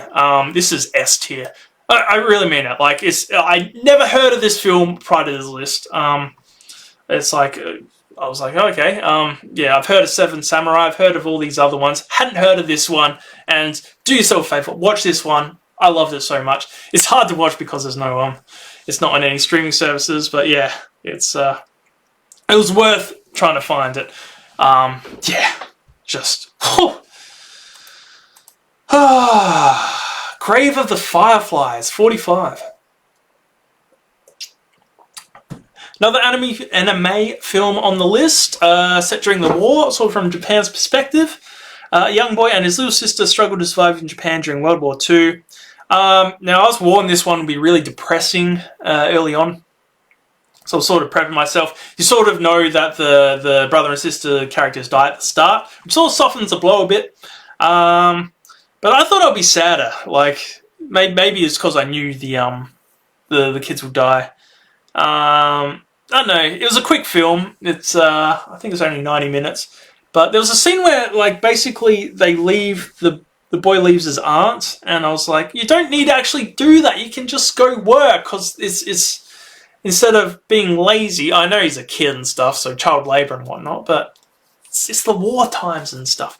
Anyway, I found that, like, why would you leave? This is going to end badly. They're kids though, so yeah, I didn't really enjoy this as much. Not because it's a sad film, just because, yeah, I was expecting more of it. Like, a lot of people really rate this, and maybe I'm judging it too harsh, but this is a D tier for me. There were some good parts, but yeah, I think it's Studio Ghibli, this one too. So you know, compared to their other work, it's a bit of a letdown. Anyway, on that note, The Intouchables, French film. After becoming a quadriplegic from a paragliding accident, an aristocrat hires a young man from the project to be his caregiver. Now, that a quadriplegic person being looked after by a black caretaker who's not from those circles. This is Oscar bait, this film. This is, with such a good, like, dynamic. The relationship is just, they're just right for each other. I know, yeah, it's real. I found this film phenomenal. Just absolutely. I found it funny. I found that last scene incredibly touching. I was bawling my eyes out. It's there's this scene where the guy's depressed. The main character, the aristocrat, and you know, he's on a downward spiral, and his mate, the caregiver, you know, picks him out of his hole, and you know, he's grown a beard and he's shaving him and stuff. And the guy's like, you know, just a quick slice will end it. You know, he's at the low, and then this guy, just, as he's shaving him, he shaves in some like witty moustaches. You know, does the handlebars. You know, lightens the mood a bit. Then does the ones with the pointy ones. Then he does the Hitler one, and it's just how he brought him up from the brink. And maybe that's a bit naive and stuff. Like I imagine. I don't know what's like having, you know, severe depression or anything, but like maybe a simple like shaving thing doesn't, you know, make you snap out of it. But it was just a good scene, just phenomenal film. Is it enough for an S tier? It just has it all. It just has the laughs. It has the emotion. Maybe it doesn't have the depth, but like it's just such a good view. Because I think I like it better than some of these films in A, but maybe not as much as the S. We'll put it in A for now. Yeah, very good. The Intouchables. Modern Times, the first of the Charlie Chaplin films. The tramp struggles to live in modern industrial society with the help of a young homeless woman. So this is the last Charlie Chaplin film of the tramp character. The infamous, you know, one with the bowler hat and the moustache and the cane and stuff. And this was sort of set in the time where sound was just coming in. I think it was already in for a while, and this was his first one, sort of experimenting with a little bit of sound. It's still quite silent, but yeah, just interesting in terms of that era. Some very funny scenes in this one. Basically, this is about like, you know, just work-life balance, maybe? I don't know. Basically, Charlie Chaplin's job is like just repeatedly tying up these screws on like this machine part, basically, and he does it so frequently that that he basically snaps because it's just so dull. And when he snaps, like he keeps trying to twist things, and then he sees this woman's dress, and she has like these screw patterns on her nipples and stuff, and you just know where it's going. So that was very good. There's a funny cocaine scene. There's yeah, this is pretty good. This was the second Chaplin film I saw, so I already knew what I was in for. But yeah, it's pretty good. It's pretty good. Now, I think I'll put it in C just because I rate the other ones better. Anyway, which I'll talk about when they come up. Once upon a time in the West, a mysterious stranger with a harmonica joins forces with a notorious desperado to protect a beautiful widow from the ruthless assassin working for the railroad. This was very slow. I didn't like any of the characters. Henry Fonda's in it. He usually plays a good character, and he played a bad character, which was a nice little vibe. Like, definitely different from his, like, 12 Angry Men sort of thing. There's a recurring harmonica thing, which annoyed me. It was sort of pivotal towards the end, sort of revealed the backstory. But, yeah, this one, don't bother. I know I said I'm biased against Westerns and stuff, but at least the good and the bad, the ugly, you know, had some enjoyable stuff in it. But this one, I just couldn't get into it. I think that was my thing. I couldn't get into it. Like, you know, as things were playing out, I was like, yeah, so be it. So yeah, our second F tier one. Not too many F tiers on here, but yeah, I'll try and when they come up, put them in there. Or be harsh, which is hard with a top films list. Rear Window. A wheelchair-bound photographer spies on his neighbours from his Greenwich Village courtyard apartment window and becomes convinced one of them has committed murder, despite the skepticism of his fashion model girlfriend. Speaking of fashion model girlfriend, Grace Kelly, goddamn, I see why Micah wrote a song about her, because Oh my. Yeah. This is an interesting one. So another Hitchcock film. It's weird that like he sort of catches on to like who he thinks the murderer is early, and I just thought it was like a red herring and there would be a twist or something. But I suppose this is a twist, but it's not a twist because the actual person he thought was the murderer was the murderer. Like it's so sorry to spoil that, but yeah, I found it interesting that, you know, I'm so used to these mystery films being like a whodunit and stuff. It's really rare that like they catch onto it quite early. That yeah, no, it was the guy all along. So yeah, I watched this at the same time, same day as The Lives of Others too, and it was interesting. They were both films about people looking in across the road and stuff. Although The Lives of Others was the bad guy was doing that. Whereas, yeah, this was the good guy doing the voyeur jing, I guess. Anyway, this one, pretty good. Pretty good. Not as good as Psycho, but yeah, it was solid. It was solid. C tier for me. All right, we're halfway through. Number 50. Oh, Jesus, 9 o'clock. All right. Alright, this is Power Mode. Cinema Paradiso. A filmmaker recalls his childhood when falling in love with the pictures at his cinema of his home village and forms a deep friendship with the cinema's projectionist. This one had a cute ending. Basically, there's a cinema guy who had to cut out all the kisses and scandalous stuff because it was the old school things, and they sort of played on that at the end. Long film, I don't know if the plot was strong enough to, like, I got a bit bored during it.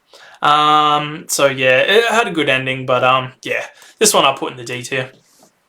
Yeah, it's maybe if you're big on Italian cinema, you'll get more out of it, but yeah, I thought this was just, take it or leave it. Alien. The crew of a commercial spacecraft encounter a deadly life form after investigating an unknown transmission.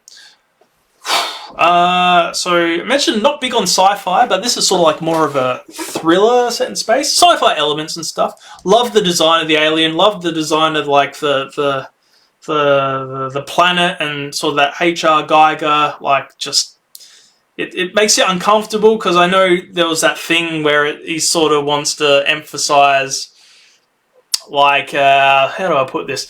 You get a lot of rapey vibes, basically, with the aliens and the face huggers shoving, you know, their tentacles down your throats, and the forced impregnations and stuff like that. So yeah, it's quite unsettling in that sense. But I'm glad the cat didn't die though. So hard to see in parts 2, but yeah, no, it's like hard to see as in. Like, it's not like I couldn't look away, like that sort of one. It's just, like, quite dark and, like, it's hard to see what's going on in something. But I think that's sort of the point, because I don't know how advanced the alien costume was. Maybe if they showed it in full, then you could see it's just a guy in a suit. But no, they use that quite well. I thought this was a very good film. Very good. Aged well. I can't believe it's, like, 1979. This was built, this was made. And, yeah, it's aged very well. This is a B. B because I liked Aliens better, and I'm just looking where I'd put that one. Okay. City Lights. Back to Chaplin again. Charlie. With the aid of a wealthy, erratic Tippler, a dewy-eyed tramp who has fallen in love with a sightless flower girl, accumulates money to be able to help her medically. Phenomenal choreography, like it's goddamn, like this was the first Chaplin film I saw and I had no expectations. I didn't really know much, like I just thought he was like a silent film guy. This is a silent film, but there's just some scenes that just flow, like there's dancing in the scenes, but they're not dance scenes, but there's so many moving parts happening that like for all this slapstick comedy, and it's just brilliant. I just love this so much. The ending, everyone talks about this ending. It's a really good ending. Yeah, I won't say too much about this because yeah, I'll spoil a lot. But just there's this, yeah, like the boxing scene, the party scene, the dinner scene with the spaghetti, and yeah, just yeah, this is S tier. No questions about it. this is, I think, one of the oldest films in the list, and I was just blown away by how good it was. Yeah, I just bought into it. It ended strong, so that helps. But I was fully expecting to be like, oh, here we go, you know, an old film. It's going to be quite dated, but nah. This City Lights, S tier. Just get around it. All right, what we got?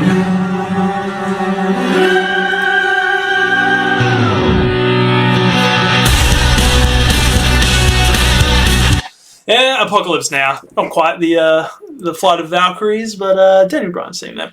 Apocalypse Now, another war film. An US Army officer serving in Vietnam is tasked with assassinating a renegade Special Forces colonel, who sees himself as a god. We got the Francis Ford Coppola back for this one, of Godfather fame. This is probably my least favourite war film on the list. It's hard to say if this was an anti-war film. I know a lot of people say it is, but there's sort of some things that make it look cool. But there's some things that, you know, yeah, there's some horrible things where they go into the boat, like, and, you know, they shoot everyone up and stuff. And yeah, it's all for just the dog. They weren't hiding anything. That was hard to watch. And they're invading this town, and the guy just wants a good surfing spot. So, yeah, anyway, it's so it does show the horrors or the pointlessness of war there. I thought Marlon Brando's thing was a bit overrated. I know, yeah, I know people love it and stuff because there's dialogue and stuff. I just found him hard to understand. Apocalypse Now, I put in the D row, maybe controversially, because this one's often considered up there with the goats, but I don't get it. Memento, full disclosure for this one, this is probably one I probably should have watched again, because I watched it many years ago, and I'm still trying to remember it, but I just didn't have any on any streaming services. A man with short-term memory loss attempts to track down his wife's murderer. Remember, this had a unique structure where it sort of had one storyline moving forward and the other one sort of in backwards order, and then they sort of just meet in the middle, and that's where the twist happens. Yeah, unique structure. I remember enjoying this film. I can't say too much about it because I can't remember too much else. We'll put this one in the C row. Maybe if it was more memorable, I remember it more, which is maybe a bit harsh, but anyway. Raiders of the Lost Ark, bit of Indiana Jones.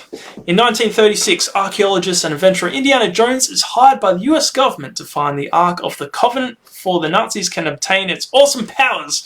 So this had some cool death scenes. The part had some like nice, apparently like Harrison Ford had like diarrhea or something in this scene, and like he was supposed to have this big sword fight against, you know, a bad guy, and he's like, nah, I'll just pull out my pistol and shoot him. And that's best. Like that's who wants to see just a cliched sword scene? He just shoots the guy, and that, you know, led to that classic moment.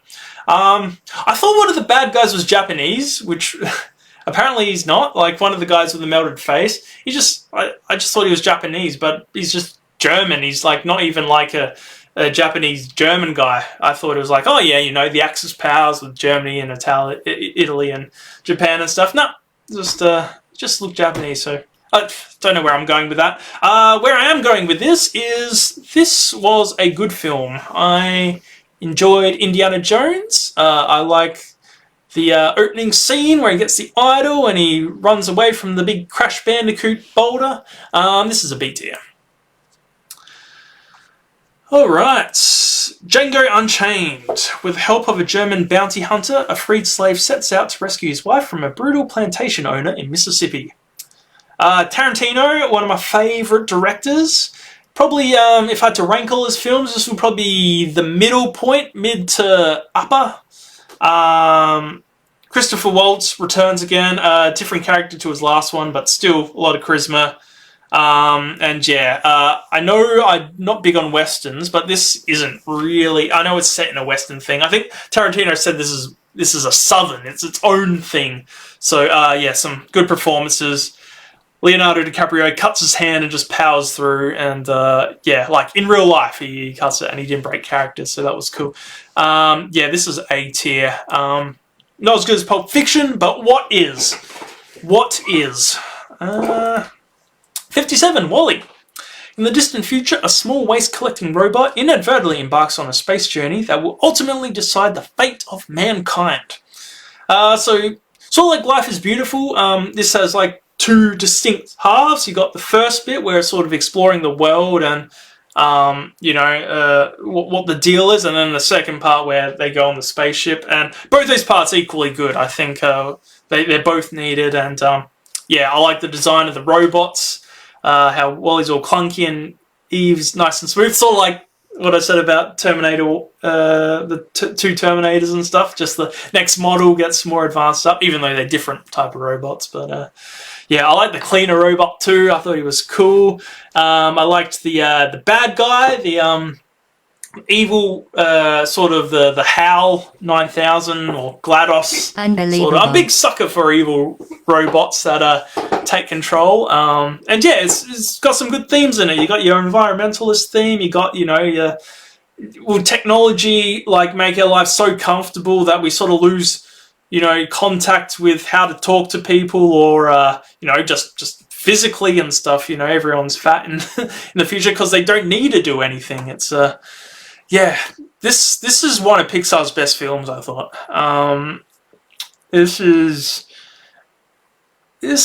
Would I put it in S tier? I think I would. There's probably only one other Pixar film I would rate ahead of it, and I might get to that one soon. But this one's S tier. I love WALL-E. It's great. Alright, The Lives of Others. In 1984, East Berlin, an agent of the secret police conducting surveillance on a writer and his lover finds himself becoming increasingly absorbed by their lives. This was really good. I thought, the way I was tracking, I thought this film would end bad, but they nailed the landing. I thought this film was great. Great face turn by the spy guy, set in sort of like East Germany. So there's not a lot of films, maybe there is and I'm just ignorant to, like, not a lot of films on this list anyway about that sort of like there's films about like Nazi Germany, but not sort of like the East Germany, the sort of mass surveillance thing like the Russians did, the Stasi, I think they're called, or something. I really enjoyed this film. Surprisingly good. I shouldn't say surprisingly, because it's on this list, so it must be good, but I didn't know anything about this film. I watched it. Yeah, I loved it. Very, very good. Maybe not S tier, but definitely A tier. Sunset Boulevard. A screenwriter develops a dangerous relationship with a faded film star, determined to make a triumphant return. So this is one of those films that I watched in like high school, like for assignments, and naturally you hate that as a result. Like, it's like, oh, I have to watch it and then I have to do an essay on it, and it makes you hate that film. So I'm glad I rewatched it again because it wasn't as bad as I remembered it, because I didn't have to do an assignment on it. Yeah, it's just the actress, name, Gloria Swanson, who apparently was a silent film actress, so they nailed that casting well because she used a lot of overacting in the face and stuff like that, and I imagine back in silent film days, that's what they actually had to do.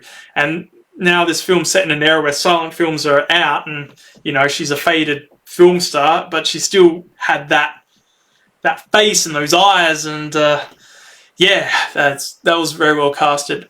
I know there's, like, slight twist. It revealed the butler was like her first husband or something, and I was like, so yeah, but no, this was pretty good. I enjoyed it.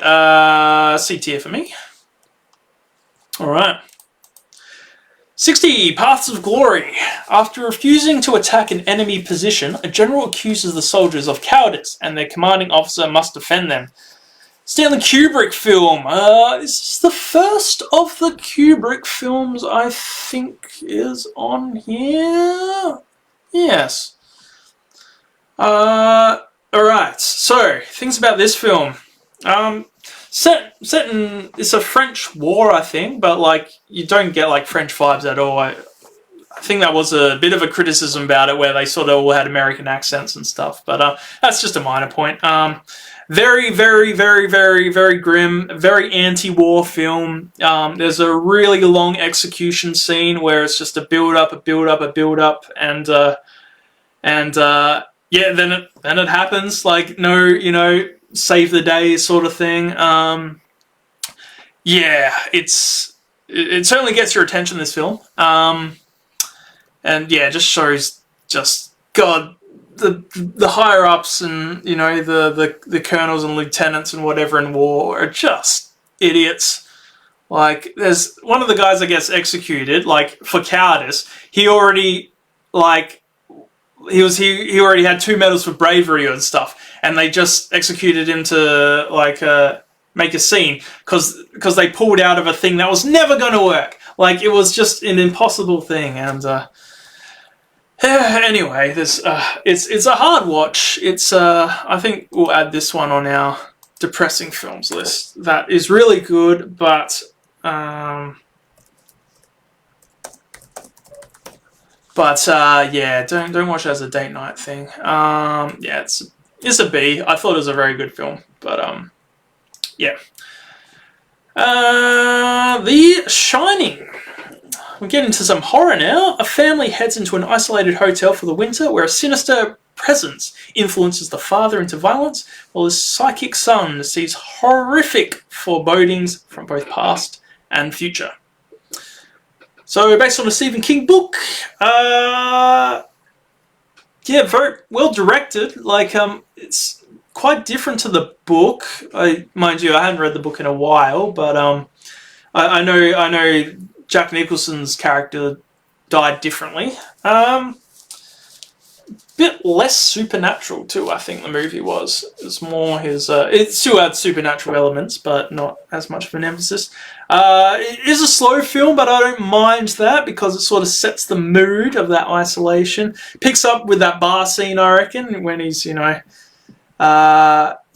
It's weird too, because Jack Nicholson already looks creepy, so you sort of know what's going to happen. Like, maybe if, you know, it was someone else, like a typical, like, straight man, you know, with a, you know, friendly-looking face or whatever, but no, those crazy, unhinged eyes and eyebrows. So that was always going to happen. I don't know if that took away from the film or anything. I watched this thing where they broke down, like, some of the scenes, and, like, Danny on the bike, it was, like, sort of the camera was following him. And it was really smart because when he turns around the corner to see what's around the corner, you do too. So, like, you sort of, it's like, oh, something's coming around the corner. No, it's just a hallway. Oh, is it? No. And then, bam, twins. But, yeah. Shining, considered the greatest horror of all time. I wouldn't say that. I would put The Thing, which isn't on this list, as the GOAT.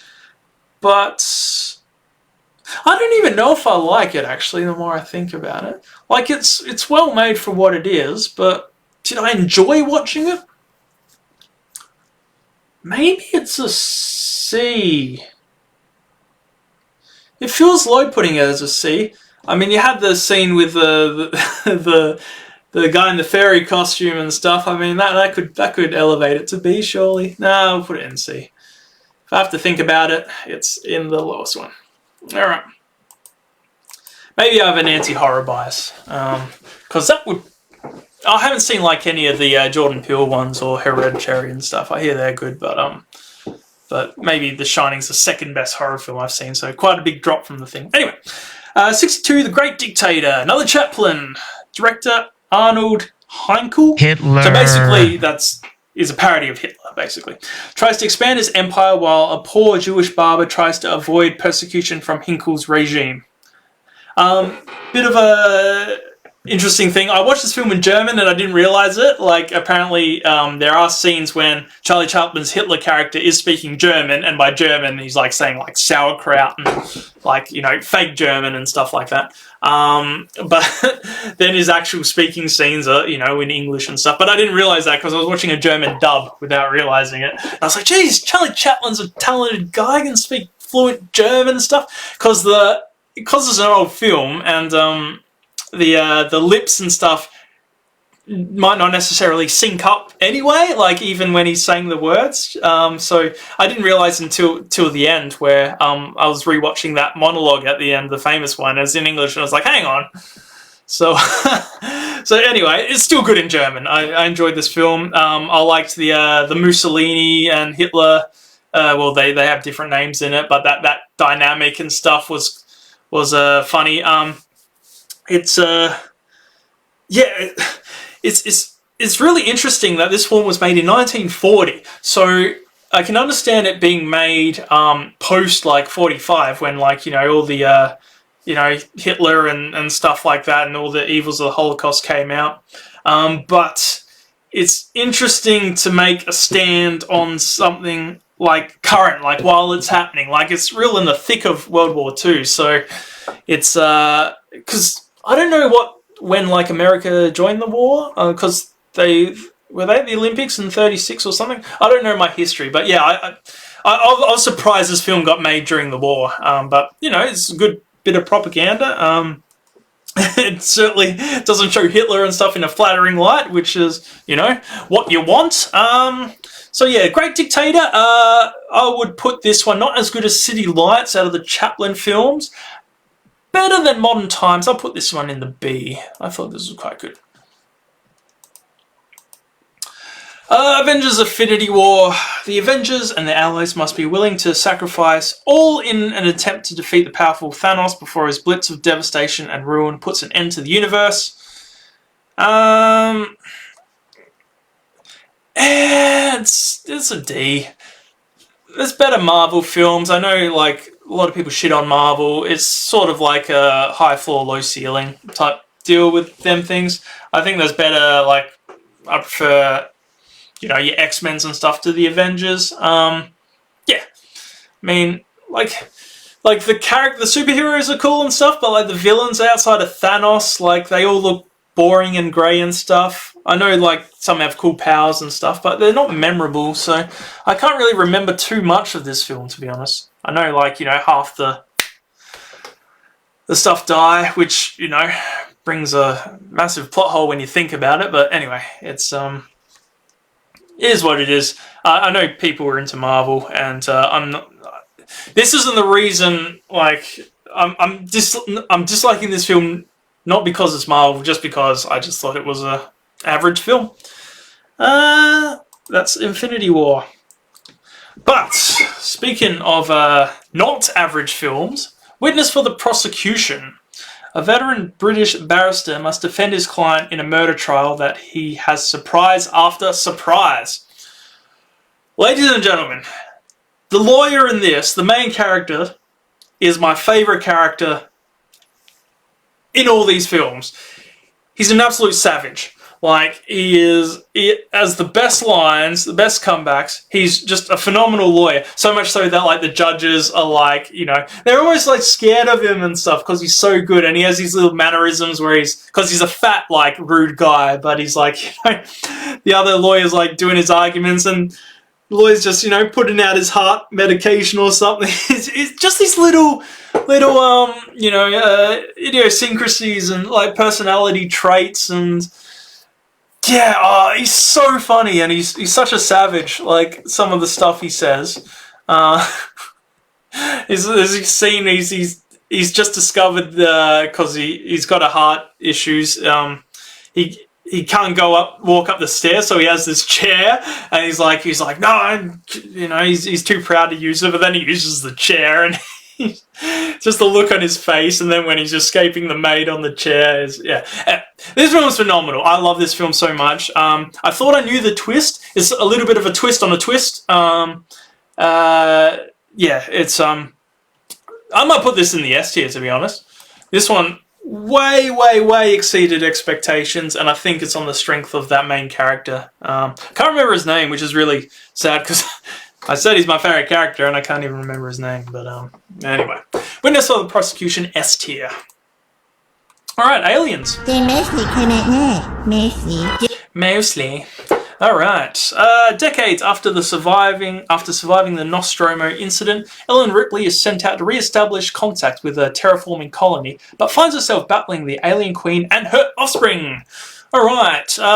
This one, sequel to Alien, different genre to the first because the first Alien only had one alien, so it was like a thriller or a survival sort of horror sci-fi thing. This one, many aliens, so when it's in action. I think this one's better than the first one, and I really rate the first one. Yeah, just it's interesting. Like the first one, all the characters, all the crew on the ship were written like genderless. Like it wasn't a thing. Like they just cast whoever because I guess their gender wasn't like a characteristic of their character. So the main character could have been a guy, could have been a girl. It wouldn't have changed anything at all. But now they cast Sigourney Weaver as like a female lead. It's they're like, actually we could do some like stuff with this in the sequel Aliens, and so that's why they had that little girl character. They sort of emphasized, you know, some positive feminine traits, like, you know, the sort of those mother instincts that this character had, which I thought wouldn't have been able to pull off if, you know, the character was a guy and stuff. So I liked how they leaned into that. I like the design of the Queen. I thought the android sort of stuff made sense, where Ellen Ripley doesn't trust androids, and, you know, you sort of had to have that that face turn at the end. Yes, this was really good film. Not quite S tier, but it's an A tier for me. James Cameron as well, so I do like his work. Spider-Man, Into the Spider-Verse.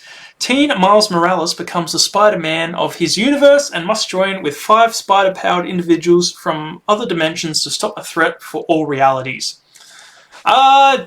Very different Spider-Man to what I remember. Like it's a lot happening, like lots of stimulation with the sort of animation style and stuff. I like the design of Kingpin. He reminds me sort of like a Tim Burton-esque character, sort of Nightmare Before Elm Street or Corpse Bride or something, where, you know, the small head but the big body, or, you know, vice versa. It's so I like the design there. I like Miles Morales as Spider-Man. Brings something a bit different to what Peter Parker does. Didn't have to sit through, you know, the Uncle Ben's death again because his family's alive, and yeah, no, I thought this was a fun watch. Yeah, C tier. There's nothing bad about it. Yeah, just not as good as some of the other films, but still, C tier is fine. Like, there's still some worth checking out. American Beauty.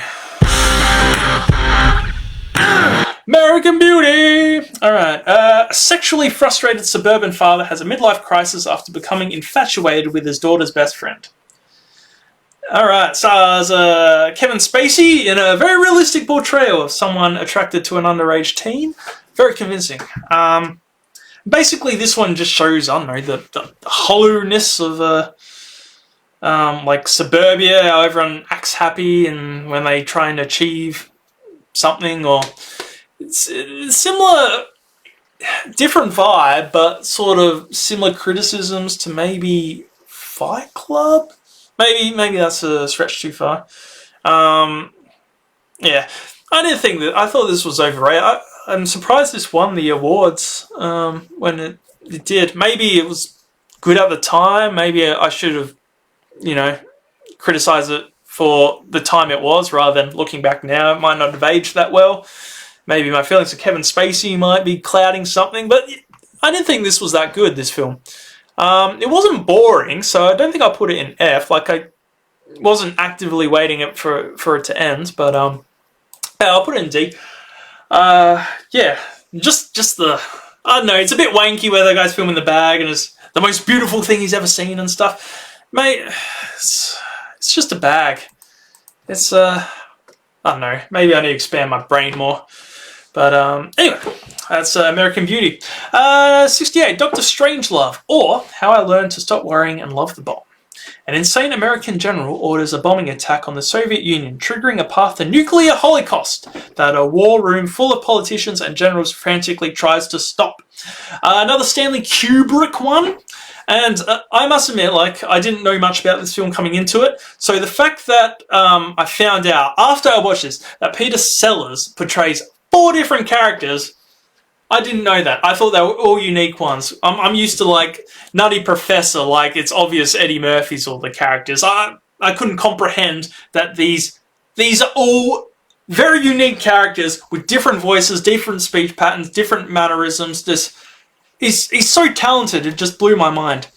Often considered one of the funniest films. What do you mean not funny? Funny how? Ha funny. I mean, the phone scene between the Russian ambassador and the president, sorry, and the president. That was funny moments, but it's more satire funny, whereas good send up, and rather than laugh out loud. But yeah.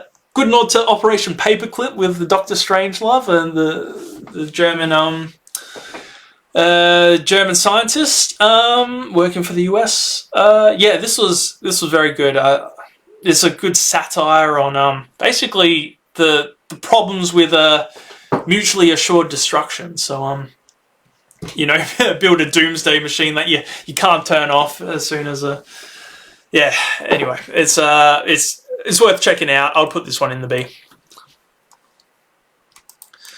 The Dark Knight Rises. Alright. 8 years after the Joker's reign of chaos, Batman is coerced out of exile with the assistance of the mysterious Selena Kyle in order to defend Gotham City from the vicious guerrilla terrorist Bane. Speaking of Bane, I thought his voice, I understand the criticism of that, but I thought he was a worthy adversary.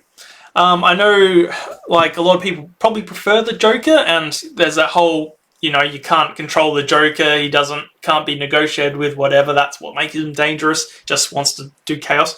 Bane's a different sort of villain, whereas he was more physically, stronger than Batman, and he broke his back, and it's like, oh, okay, this is maybe more a traditional villain, but I still thought it was a different dynamic, which was cool. I enjoyed this film maybe as much as The Dark Knight. There were some cool scenes in it. The blowing up of the football field. There was some cringy moments too. Like there was when Batman and Bane have that showdown, and Bane's like, "Oh, you came back here to die with your city," and then Batman's like, "No, I came here to stop you." Like, you should have said something cooler, Batman. That's just lame.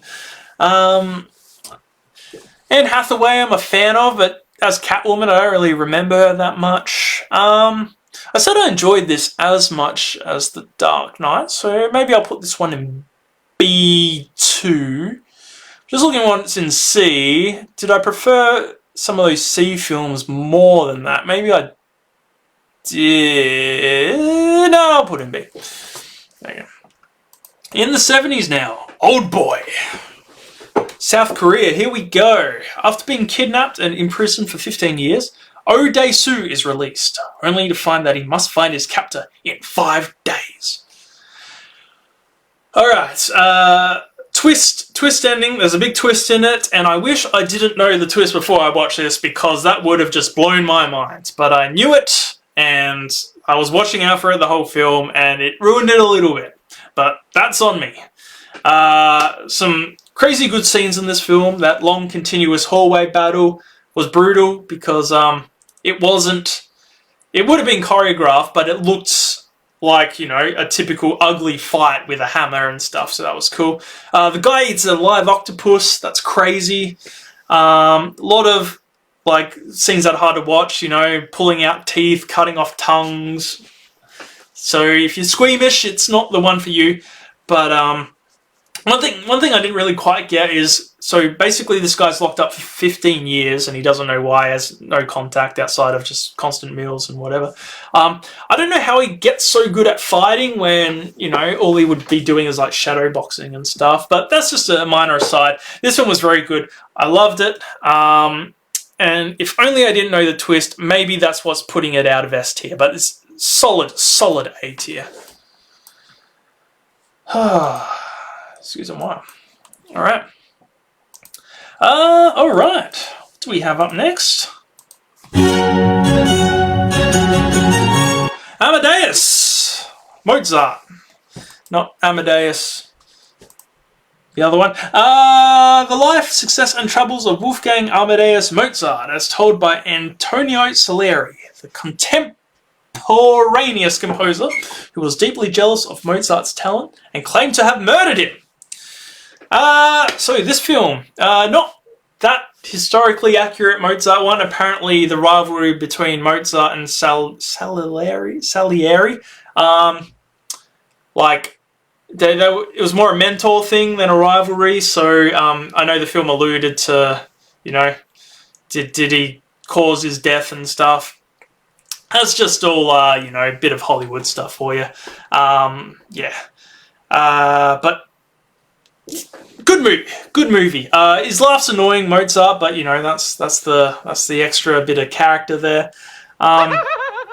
Just that scene where Salieri creates that song for the king, and you know he's happy with it, and you know he's getting the king to play it and stuff, and you know the king's struggling through it just to greet Mozart entering the room, like he's gonna play. The king's gonna play Salieri's song as Mozart goes into the room to greet Mozart.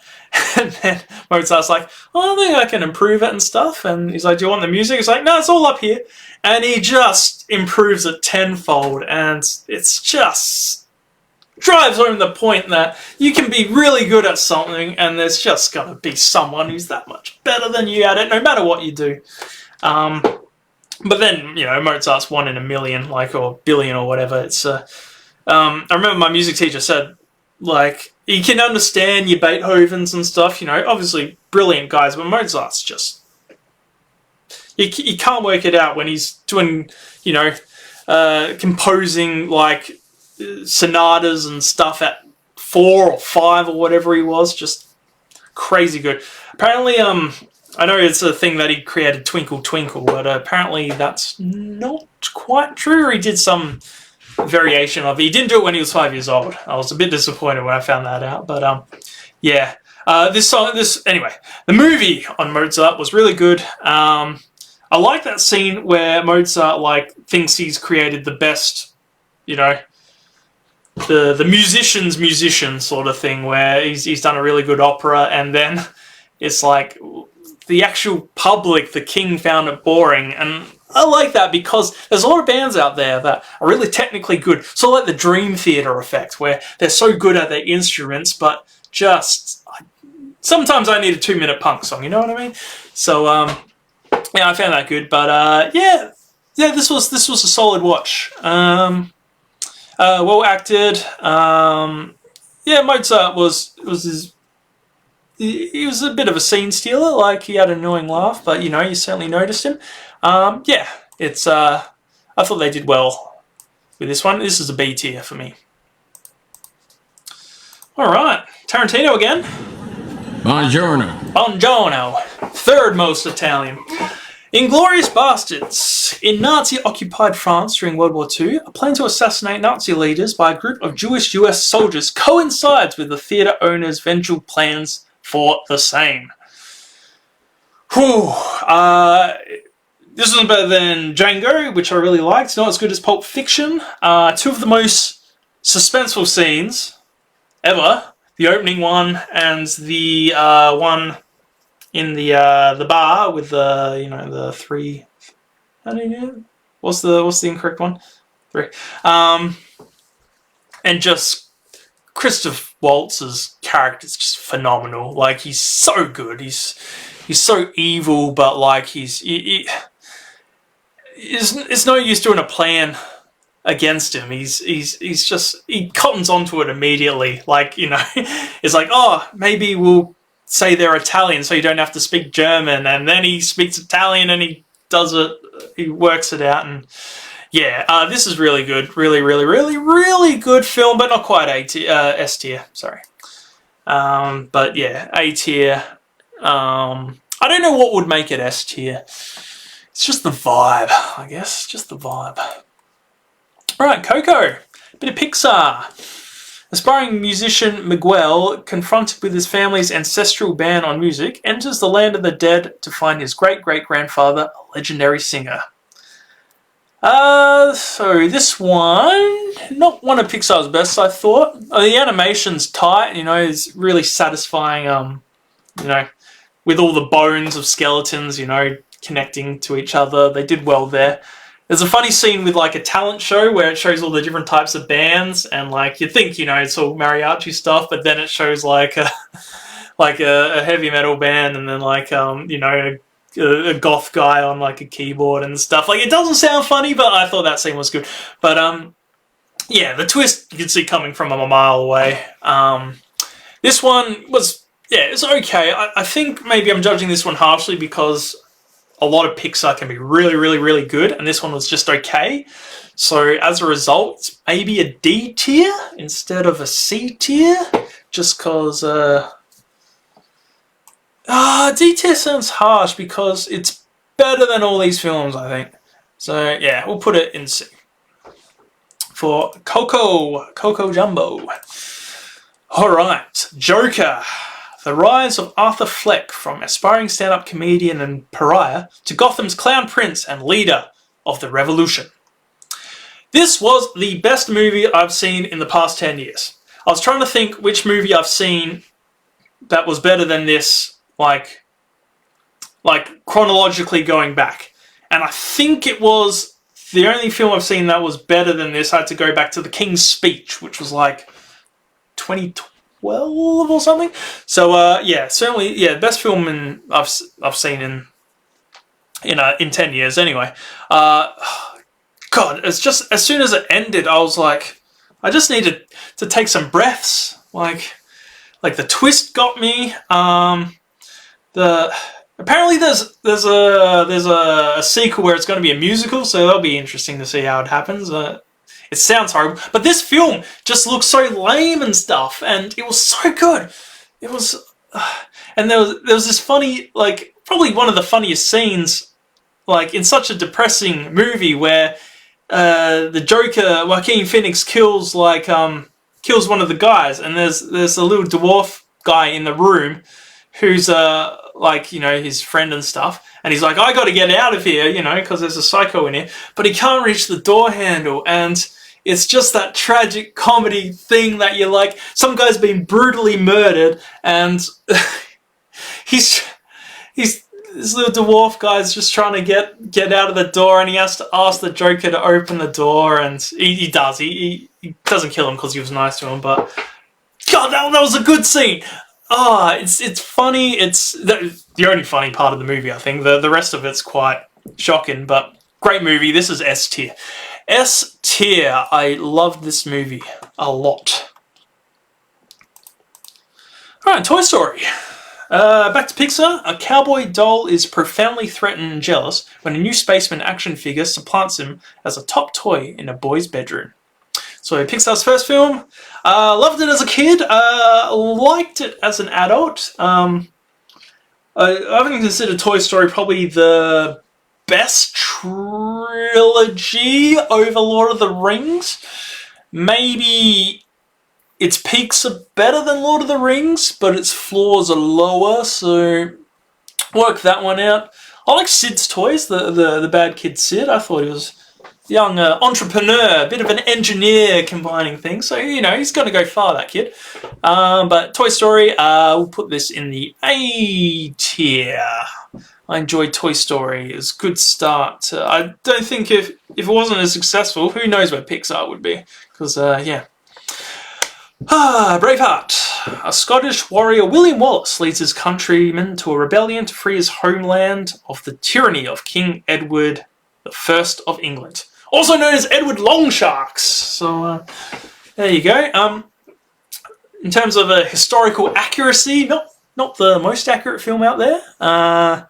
Yes, the King's son was, I think historians say, yeah, he was gay. So they got that right. But his son's wife apparently was born after Wallace died, or maybe she would have been like 2 or something. I can't remember quite the timelines, but so they had a bit of a creative license with the whole, William Wallace impregnates her, and so the future king of Scotland, England is actually Scottish and stuff. So anyway, what they did get right, though, was when the cavalry was charging the Scottish people when they brought up their halberdiers, because that's what Age of Empires 2 taught me. You use halberdiers against cavalry, and that's how you beat them. So, nod to that.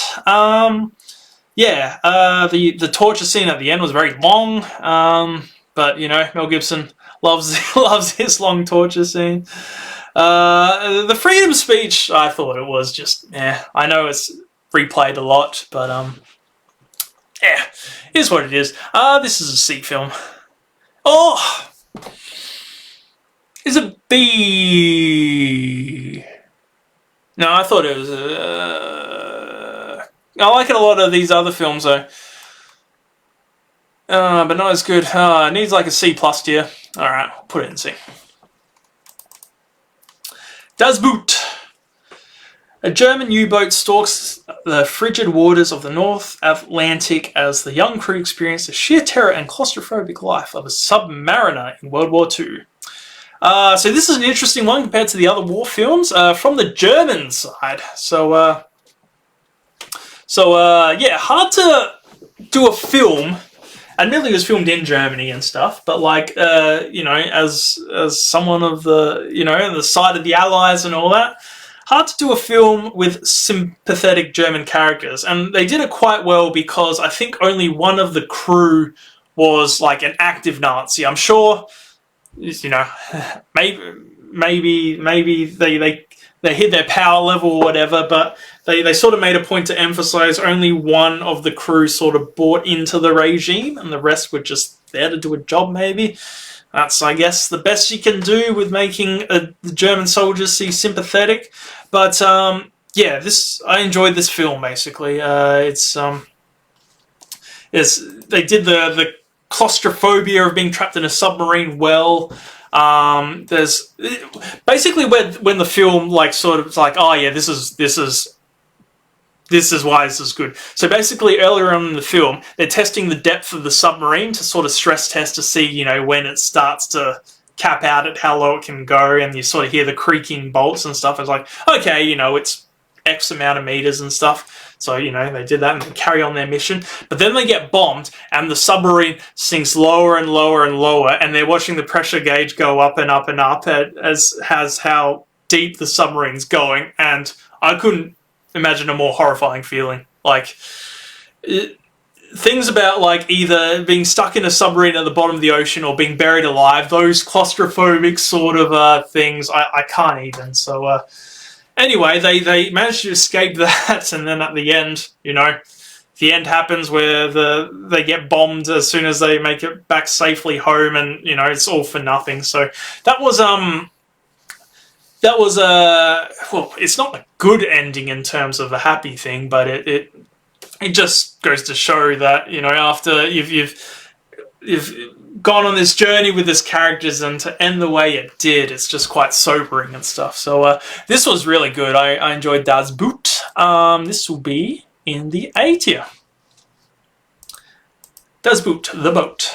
Avengers Endgame. After the devastating events of Avengers Infinity War, the universe is in ruins. With the help of the remaining allies, the Avengers assemble once more in order to reverse Thanos' actions and restore balance to the universe.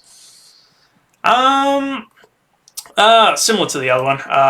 D for me. I know people criticise the fan service scene with all the girls coming up to that nice shot of all the female superheroes. I like that. I think, I know some people might cringe with the whole representation thing, but I think if it helps get people, who aren't necessarily your standard comic book nerds into this stuff, like with the new Star Wars, is how the new characters like Daisy Ridley is, I know all my friends is little girls and stuff are into Star Wars. They want to be like Rey and stuff, and it's that's cool. Anyway, so I'm happy with fan service scenes. The enemies were boring, but I mentioned that in the other Avengers thing. It's not much else to say. It's much like the other Avengers movie in the D tier. Alright. Princess Mononoke. Alright, another anime film. On a journey to find the cure for Tatarigami's curse, Ashitika finds himself in the middle of a war between the forest god and Tatara, a mining colony. In this quest, he also meets Sam, the Mononoke Hime. Apologies if I mispronounced anything.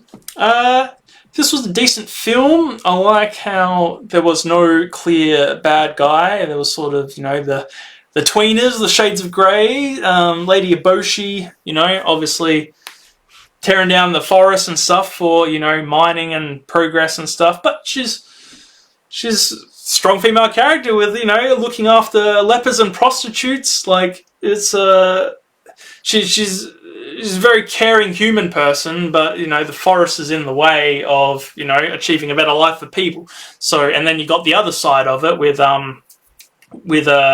Princess Mononoke herself, with, you know, very tuned into nature, wants to stop these people from, you know, destroying the forest and stuff, but also not afraid to kill people, you know. And yeah, it's interesting that there's no clear good or bad guy, which you know, gives it a bit more depth, this film.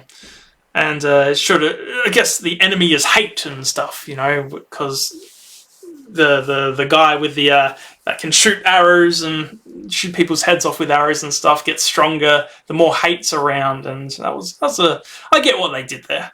At the end of the day, it's two sides competing over one resource, and that's where the conflict is. Not the people are bad. Is this film good? It's a C tier film. I thought it was pretty decent. I think it's Studio Ghibli, is it? So yeah, not as good as the Spirited Away, but yeah, worth watch if you're into anime. Once Upon a Time in America, a former Prohibition-era Jewish gangster returns to the Lower East Side of Manhattan 35 years later, where he must once again confront the ghosts and regret of his old life. This was a really long film, though apparently the shorter film where they cut out scenes it loses stuff in there. So I watched the long one, but it's 3.5 hours or something. The scenes in the past I enjoyed more than the present day scenes. So when he was like a little kid and he had his little gang, Robert De Niro. But yeah, you tend to not like the character, especially that taxi rape scene. You're sort of like, oh, okay, no, I don't like you anymore when you're doing that. So yeah, as a result, I didn't really care what happens to this character, and yeah, I thought that scene was unnecessary, but who knows, maybe artistic license. Once Upon a Time, it's better than Once Upon a Time in the West, but I'm not sure if I'll have it too much higher than D tier, to be honest. Let's chuck it in D tier. There was some good aspects, where these two films I couldn't find anything good. Alright, Good Will Hunting. Will Hunting, a janitor at MIT, has a gift for mathematics but needs help from a psychologist to find direction in his life. Watched this one back in the day, didn't rate it, watched it again. Glad I watched it again because it was quite good. I liked Will's girlfriend. I liked the joke about the old couple. That popped me. The infamous "it's not your fault" scene. That was fine. C tier. Solid movie. Your Name, another anime. Two strangers find themselves linked in a bizarre way. When a connection forms, will distance be the only thing that keep them apart? Very cute film. At the end, where you're like, oh, will they recognize each other? Like, sort of similar to City Lights, that sort of ending.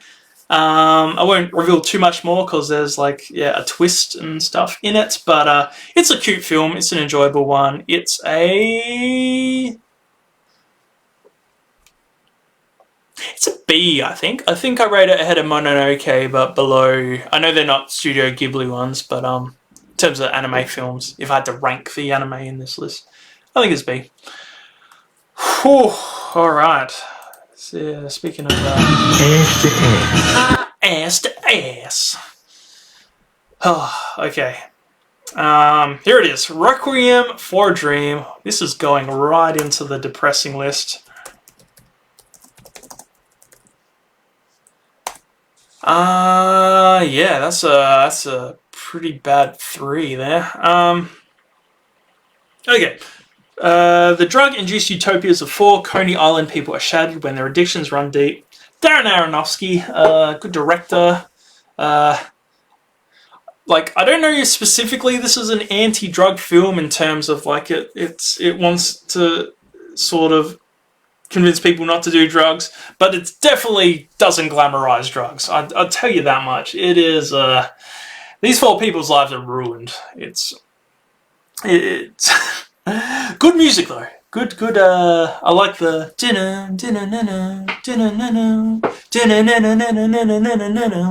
that's, I like that motif around it. Some surprisingly good acting performances. I know, like, the Wayans, one of the Wayans brothers, more known for comedy, and he did well. Jared Leto, I don't know how far away into his acting career he was with this film. I think he was still more known for 30 Seconds to Mars, but yeah, he did well. Jennifer Connelly did well, and the mum, who's it? Ellen Burstyn. I think she got supporting actress award or something. So yeah, all 4 leads did a good job. But this film was always going to end bad. And that final montage where it shows how each of the people, essentially their lives are all ruined. Yeah, it's God, like after we finish watching this, and I've only seen this once. I don't need to see it again. But yeah, it affected me. I'm glad I saw it, but yeah, it's just a B tier because I don't think I can yeah, put it higher than that. All right, Singing in the Rain. Different vibe to Requiem for a Dream. Nice whimsical musical here. Unless you're in A Clockwork Orange. A silent film star falls for a chorus girl just as he and his delusionary jealous screen partner are trying to make the difficult transition to talking pictures in 1920s Hollywood. So not in terms of musicals, like I'm sure this one's very iconic and, you know, did a lot for the, you know, tap dancing and musicals and stuff. I thought like a lot of them dragged a bit, but maybe because I just don't appreciate them as much as, you know, the musical purists out there. Yeah, I saw that dream sequence was quite long, but I did like some of the songs. The Make Him Laugh one with Cosmo did the running up the wall flip gimmick. I don't know if he was the first to invent that, but I can't think of a film prior to that where someone did that move, so that was cool. But yeah, this is a C tier film. Maybe I'd rate it higher if I appreciate sort of musicals more. But yeah, here's what it is. 3 Idiots, the only Bollywood film on this list. 2 friends are searching for their long-lost companion. They revisit their college days and recall memories of their friends who inspired them to think differently, even as the rest of the world called them idiots. So, interestingly, you think you know where this film's going, and then the tone changes. There's a scene with a drone, and it's like, oh, it's yeah, they're gonna do it. They're gonna you know, save this guy's place at university, and then it shows what happened. And it's like, oh, okay, this took a turn, a bit of a dark turn. So that was quite the swerve. But it was sort of towards the end of the film and stuff, you know, that it got a bit less depressing and stuff. So it ended well. The All Is Well song is catchy. You know, I kept doing the whistles after for like weeks after I finished watching that. There's a bit of Goodwill Hunting actually with the main character. Like he's like just thinks differently. He's brilliant. He's sort of not fit for the system because he's better than the system or something. Anyway, there's some similarities there, and there was a scene where like the professor, who's this mean old guy, he's going to award this space pen, the special pen that can write in space. To, you know, that they spent thousands of dollars to design so they can use a pen to write in space. Anyway, the guy's like, why don't they use a pencil? Well, I'll tell you why they don't use a pencil, because apparently when you write in pencil, all the little graphite shavings can float into space and cause damage to the instruments, so they didn't see that one coming. Anyway, 3 Idiots is B. It's a very enjoyable film. B for Bollywood. Alright, Toy Story 3. Oh, now we're going. Now we're talking. The toys are mistakenly delivered to a daycare centre instead of the attic right before Andy leaves for college, and it's up to Woody to convince the other toys that they weren't abandoned and to return home. Okay, I mentioned I like Toy Story. Toy Story 3 is better than Toy Story. Toy Story 2 is better than Toy Story 1, and Toy Story 3 is better than Toy Story 2. I love the Barbie and Ken scenes. The last scene made me bawl my eyes out. Apparently that only affects guys, I hear. Like, my partner felt nothing, like, in that last scene. All the other guys I talked to was like, oh my god, like, oh, that scene where Andy's giving away his toys to that little girl. Oh. I know some people are like, no, it should have ended where they're holding hands in that boiler and they're about to be destroyed and it just cuts out. That would have been a bold finish, but the last scene was phenomenal. Lots of cuddles. Was a cool villain. Yeah, it's this is, I mentioned WALL-E's my second favorite Pixar film. This is my favorite. Toy Story 3, S tier, handily in the S tier. Alright, high and low. An executive of Yokohama's shoe company becomes a victim of extortion when his chauffeur's son is kidnapped by mistake and held to ransom. So this is one of the 3 black and white Japanese cinema films. Yeah, it's a nice sort of detective one. Interesting that they made the main sympathetic protagonist like a rich guy. I don't know how, like, that flies nowadays. Like, it's hard to emphasize with him, but like, look, I was cheering for him. You sort of feel for his driver though. So basically, what happens? They think his son gets kidnapped. The owner, the rich guy, but it turns out that his driver's son, who was also playing with the son, was the one that was kidnapped. So the main guy's like, oh, thank Christ for that. But then this driver's like, poor son is being held to ransom, and you can imagine what the driver's thinking. He's like, I don't want my son to die, but like I can't tell my boss to pay the ransom and stuff. I mean, yeah, and there was that yeah, interesting. Well, what's the right thing to? Well, we know the right thing to do, but then the boss is like, yeah, but like if I pay this sum, that's all my assets are gone, because he bet on himself to succeed in this company, and then he would be, you know, poor and unable to provide for his family and stuff. So it was quite the conundrum. So but anyway, it was quite clever how they caught the bad guy in the end with the pink smoke and stuff. Yeah, no, this was quite a good film. I enjoyed it. It was a B tier, I think. Top Gun Maverick. Okay, so full disclosure, this film I think is no longer in the top 100. It was at the start of the year, but it's the most recent film in this list, and it has now subsequently dropped out. I think Amelie might have replaced it, or maybe, I haven't checked it in a while actually. But I rate this film on par with Amelie, so wherever I rate this film, I put Amelie as well. After 30 years, Maverick is still pushing the envelope as a top naval aviator, but must confront ghosts of his past when he leads Top Gun's elite graduates on a mission that demands the ultimate sacrifice from those chosen to fly to it. Not as homoerotic as the first one, I'll tell you that much. The original Top Gun is the gayest film I've seen. I mean, full respect, but that's 80s masculinity for you, with the sweat dripping from, you know, their bodies and the sexual tension between Tom Cruise and Val Kilmer, and yeah, I think they wanted to show a real masculine film, but it just looks gay by today's standards. This one is probably a better film too than the original Top Gun. I like how they incorporated Val Kilmer. They brought back his character, but Val Kilmer in real life actually has throat cancer, so they just made that an aspect of his character. I was like, oh, that's cool. That's the way around it. Adds another layer to his character too. So Miles Teller was good as Goose, or Goose's son. Yeah, no, it was a decent film. I did laugh though, like the enemy's always like a mystery enemy. I don't know if that's because they don't want to say like, oh, it's evil Russians or, you know, Afghanistan or all the stereotypical like enemies, North Korea, whatnot. So I knew that scene when like Tom Cruise and is Goose, or is it Goose? Is Goose the son or Goose the dad? And he's called something else. Anyway, Tom Cruise and Miles Teller like crash on the land. I knew they wouldn't interact with any of the enemies, otherwise they'll give away what nationality when the enemy talks. So they always had to sort of hide it that way.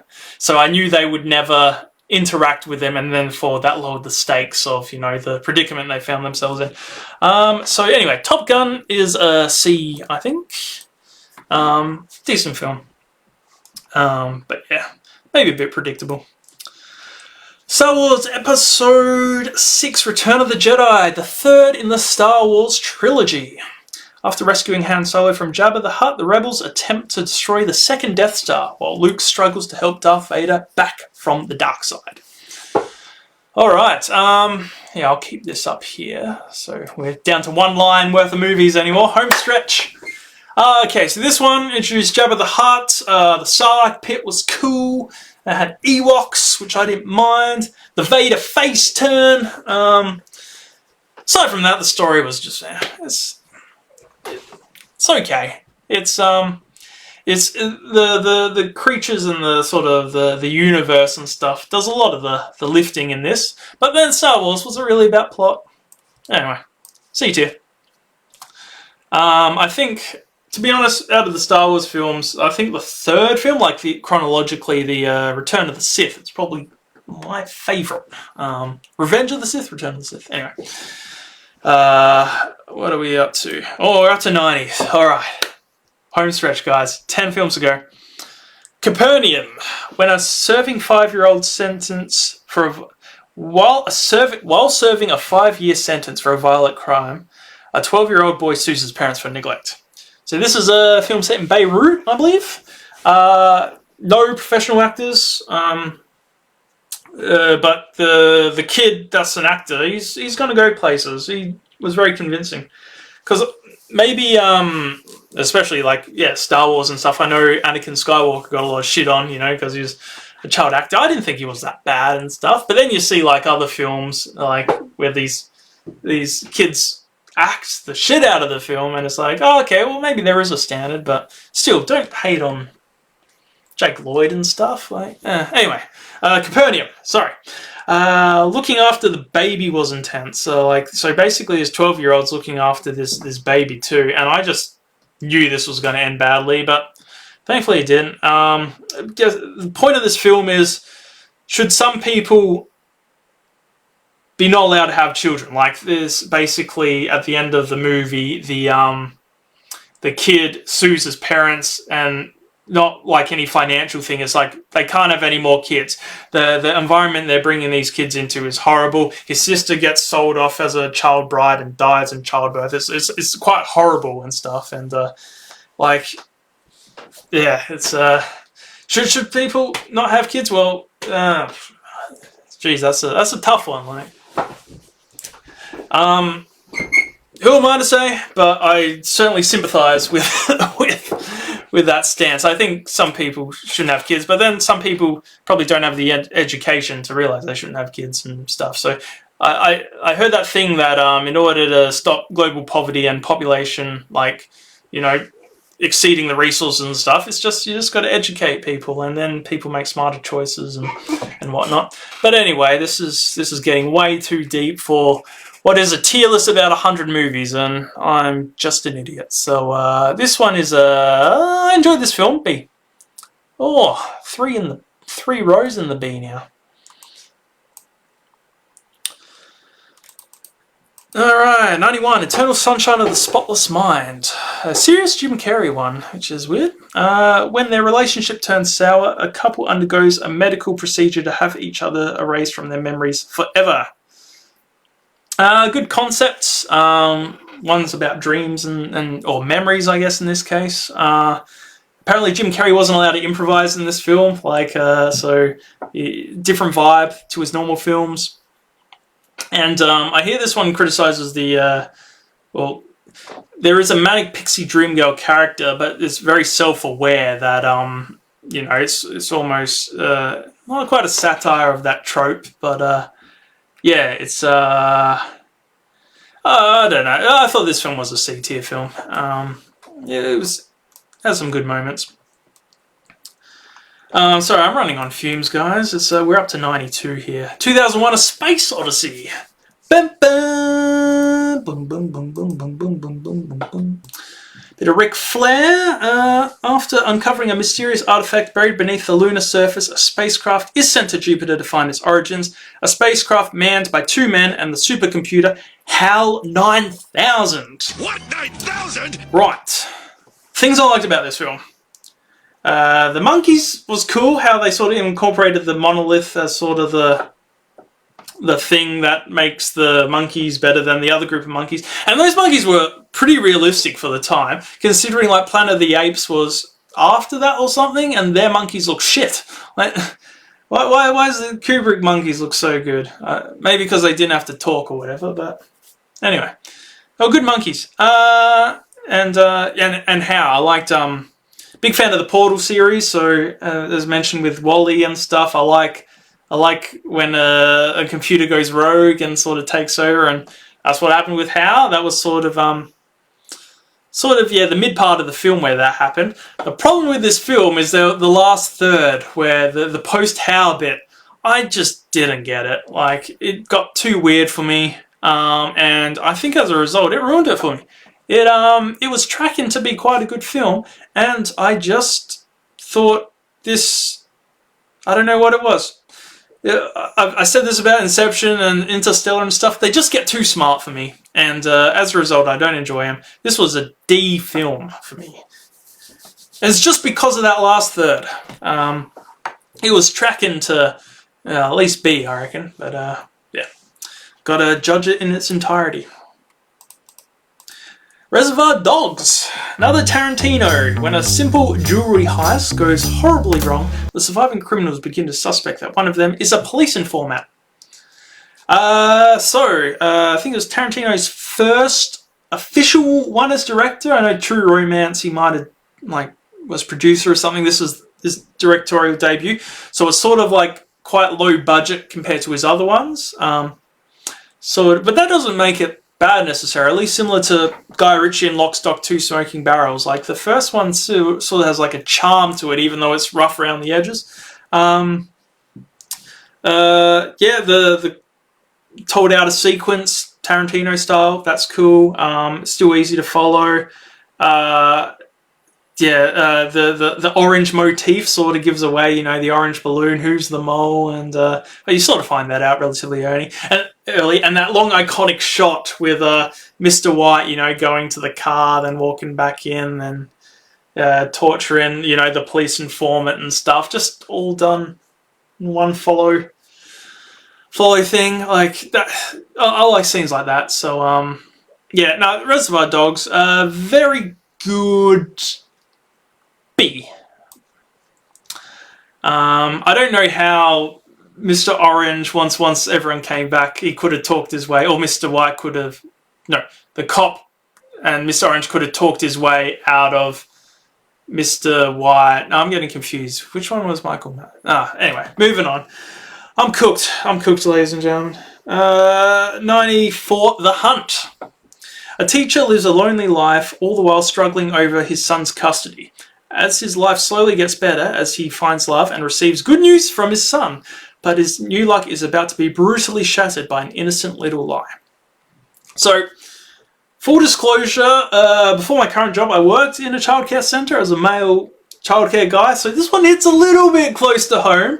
So basically, Mads Mikkelsen's character is accused of, molesting or being inappropriate or something to one of the girl, little kid things. Totally, you find out really early on, like, there's no ambiguity about whether he did it or not. He definitely didn't do it. It's just, it makes sense why the girl said the things she did, but yeah, it's you're never rooting against Mads Mikkelsen's character. You know he's innocent, but it's interesting just because what are you gonna like not believe a little girl? Like it's why would she make up something like that? Why would she even comprehend something like that to make up? So yeah, it's geez, if it's as a guy that was formerly in childcare, this one is quite nerve-wracking. But anyway, long story short, the end, they find out he's innocent. The dad believes him, but there's, even though the townsfolk and stuff, okay, he's innocent, he didn't do it, there's still that seed in the back of their mind, and then like it's not quite back to normal. So yeah, it's this film. Anyway, this was a pretty good film. It's a C tier. Yeah, it's I don't mind Mads Mikkelsen, actually. He's quite a good actor. But yeah, it's I don't know what else to say about that one. Come and see. Speaking of goddamn films, here it is, added to the list. I think, hang on, is this the... I need 5 depressing films. Maybe I'll put Schindler's List in there. Okay, these are the 5 films you shouldn't see on a date night. And the 5th one is Come and See. That is maybe the most depressing out of the 5 there. Maybe Total Requiem for first, but anyway, Come and See. After finding an old rifle, a young boy joins the Soviet resistance movement against the ruthless German forces and experiences the horrors of World War II. And what horrors they were, ladies and gentlemen. It's geez, is that oh, Braden's like, is that Endgame in D? Yes, it is, Braden. Sorry, man. It's the problem is when I'm ranking them against all these other good films, if you're not at least like... D is almost like the pass rate for a decent film, but only decent films in this list compared to all the other ones would be D. Like Endgame's not a bad film, but like it's compared to all these other ones, it's got nothing. And then like if everyone's died and then comes back to life, and then the people that didn't get snapped, like let's say a pilot got snapped and then the whole plane of passengers dies and stuff. So that's more than half the population. And how do you rebuild from that? Because they're not coming back when they... Anyway, we've moved on. Endgame was D. Sorry, Braden. Come and See. This is what we're talking about. The most depressing film in this list. Just this little kid character ages like 20 years in this small span of time because the shit he's seen... God damn it. This film is uncomfortable. There's a scene where a bomb sort of makes him a bit deaf and stuff, and then you're sort of, the sound for, I don't know if it corrects itself in the rest of the film, but for a long time, a lot of stuff is muffled, and it's just uncomfortable to listen to. And, yeah, there's this scene with, like, the Germans guide all these civilians into the... like a barn or whatever. It's sort of like the Patriot, they're going to light it on fire, but they're like, oh, if, mums, you can come out, but you have to leave your kid in there. And then one of the mums takes her kid out and then hops out herself, and the Germans just casually pick up the kid, chuck him back in there. Jesus Christ, this was a hard watch. Very good film. I don't want to say it's not a good film. This is fantastic. Anti-war, just depressing, makes you think, makes you feel uncomfortable. It is. I don't recommend it to if you want to enjoy the rest of your day. If you maybe are too happy and want to be brought down a bit, then go ahead, watch Come and See.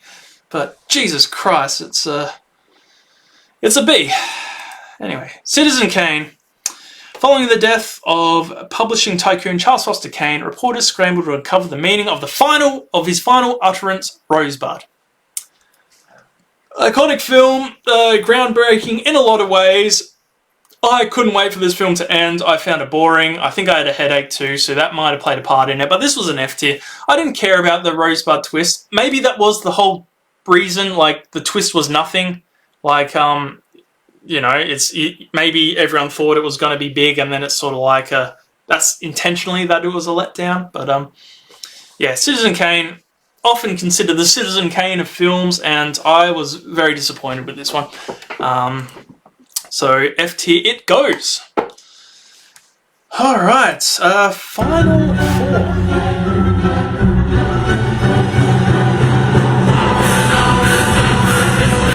Sorry, that was Hall of the Mountain King, recurring motif in the film M. Although he whistles it, you don't hear an orchestra. Okay, what's M about? When a police in a German city are unable to catch a child murderer, other criminals join in the manhunt.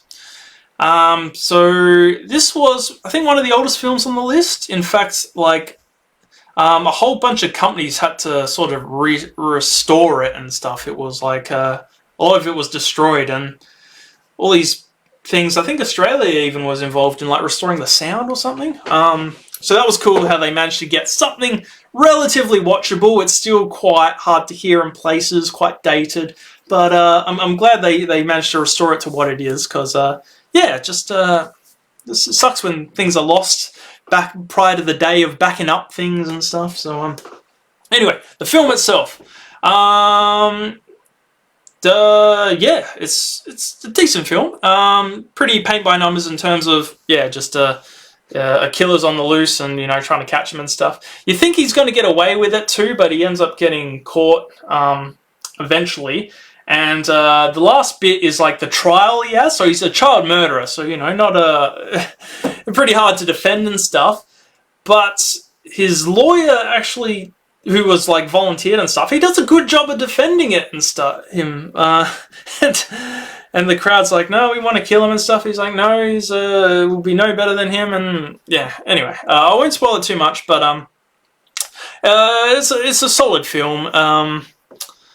But yeah, it's quite, as I mentioned, is one of the earliest films in this list. So it's quite dated. It's quite the sound and all these restorative companies did obviously the best they could do, but some of it's just, yeah, like hasn't aged well in terms of the technology and the filming and stuff. This one's a C tier. C tier for M. Lawrence of Arabia. All right, final three. The story of T.E. Lawrence, the English officer who successfully united and led the diverse, often warring Arab tribes during the World War I in order to fight the Turks. Now, let me tell you, ladies and gentlemen, this one did not pass the Bechdel test. It had probably, you know, main cast of, you know, 20, 30 people, and then it had thousands of extras. I did not see one single woman in this film. It's a bit of a sausage fest. Very good film, though. I enjoyed it. Made me thirsty. A lot of desert stuff. Obi-Wan in blackface. I mean, he acted well, but, you know, they actually had, you know, Arab actors and stuff, so I don't know why they went with him, but hey, if you want to get Alec McGuinness in your film and you need him to do a role, he'll do a good job, I guess. Yeah, I enjoy this film. It's an epic. It's a long film. But yeah, it's I'll put it as a B. B for Lawrence Arabia. And we got a couple of Hitchcock ones to finish. We got North by Northwest. A New York City advertising executive goes on the run after being mistaken for a government agent by a group of foreign spies and falls for a woman whose loyalties he begins to doubt. So, this one. Cool things. The Rushmore scene is cool. Big fight on Mount Rushmore. You tend to notice with Alfred Hitchcock films, the leads, I don't know if like guys just aged heaps back then, but it's like the male leads, like, I'm being generous, he'd probably be late 30s, maybe 40s and stuff, and the blonde, the female leads are always like 25. Like there's always, like, you can't just have another 25-year-old guy or stuff, or, like, it's always the old guy and the young girl, and I think, I don't know, Hitchcock seems like he's projecting a bit there, but anyway. This was a good film. Some good scenes. Obviously the memorable plane crop duster thing that gets parodied a lot. Good twists. Good, memorable auction scene where he has to sort of think his way into causing a scene, and I won't spoil it too much because I recommend this film. This is a B film. Actually, I put it in the B, and I said I don't recommend B because otherwise you'll be watching all these films and stuff. So, but it feels like a B film. Not as good as Psycho, but yeah, decent film. North by Northwest. Alfred Hitchcock. And finally, ladies and gentlemen, we got Vertigo. Film number 100. A former San Francisco police detective juggles wrestling with his personal demons and becoming obsessed with the hauntingly beautiful woman that he has been hired to trail, who may be deeply disturbed. Yes. Not as good as North by Northwest.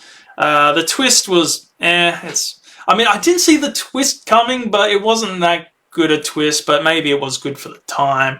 It ended suddenly too, like I was watching it and I was like, hang on, this is like 30 seconds to go, and you know, it's just bam, it just ends suddenly. So anyway, opening credits were cool for the time. I think 7's are better, but yeah, this one's a C. All right, that's 100, ladies and gentlemen. We made it, and can't take this list seriously. Endgame 5 out of 5. Are you on Letterboxd? I don't know what that is, Braden, but yeah, I'll post this on YouTube maybe later, and hey, I'll post a link to this thing, this tier list here, and you can make your own and send me a screenshot, what you agree, what you disagree with. We got 1, 2, 3, 4, 5, 6, 7, 8, 9, 10, 11, 12, 13 films in the S tier, so we're going at about 13%, which is probably a good distribution, and then sort of this nice bell curve here. I suppose the closer to the end, like, means I agree with it, and then the ones on the end means they're, comparatively speaking, I'm disagreeing with them. So Toy Story's the biggest riser, and then Shawshank's standard, and I'm sure Leon the Professional is the biggest slider of the list. But anyway, that's the tier list, another one down, and thank you for those who just jumped in, jumped out, even watched it for a little bit, watched it to the end. That's so good. Love all of you. I'll do another tier list at the, well, probably in a year's time, maybe at the end of the year. Maybe not one that's quite as long, so I don't lose my voice. But yeah, IMDB, top 100 tier list. Thanks, everyone.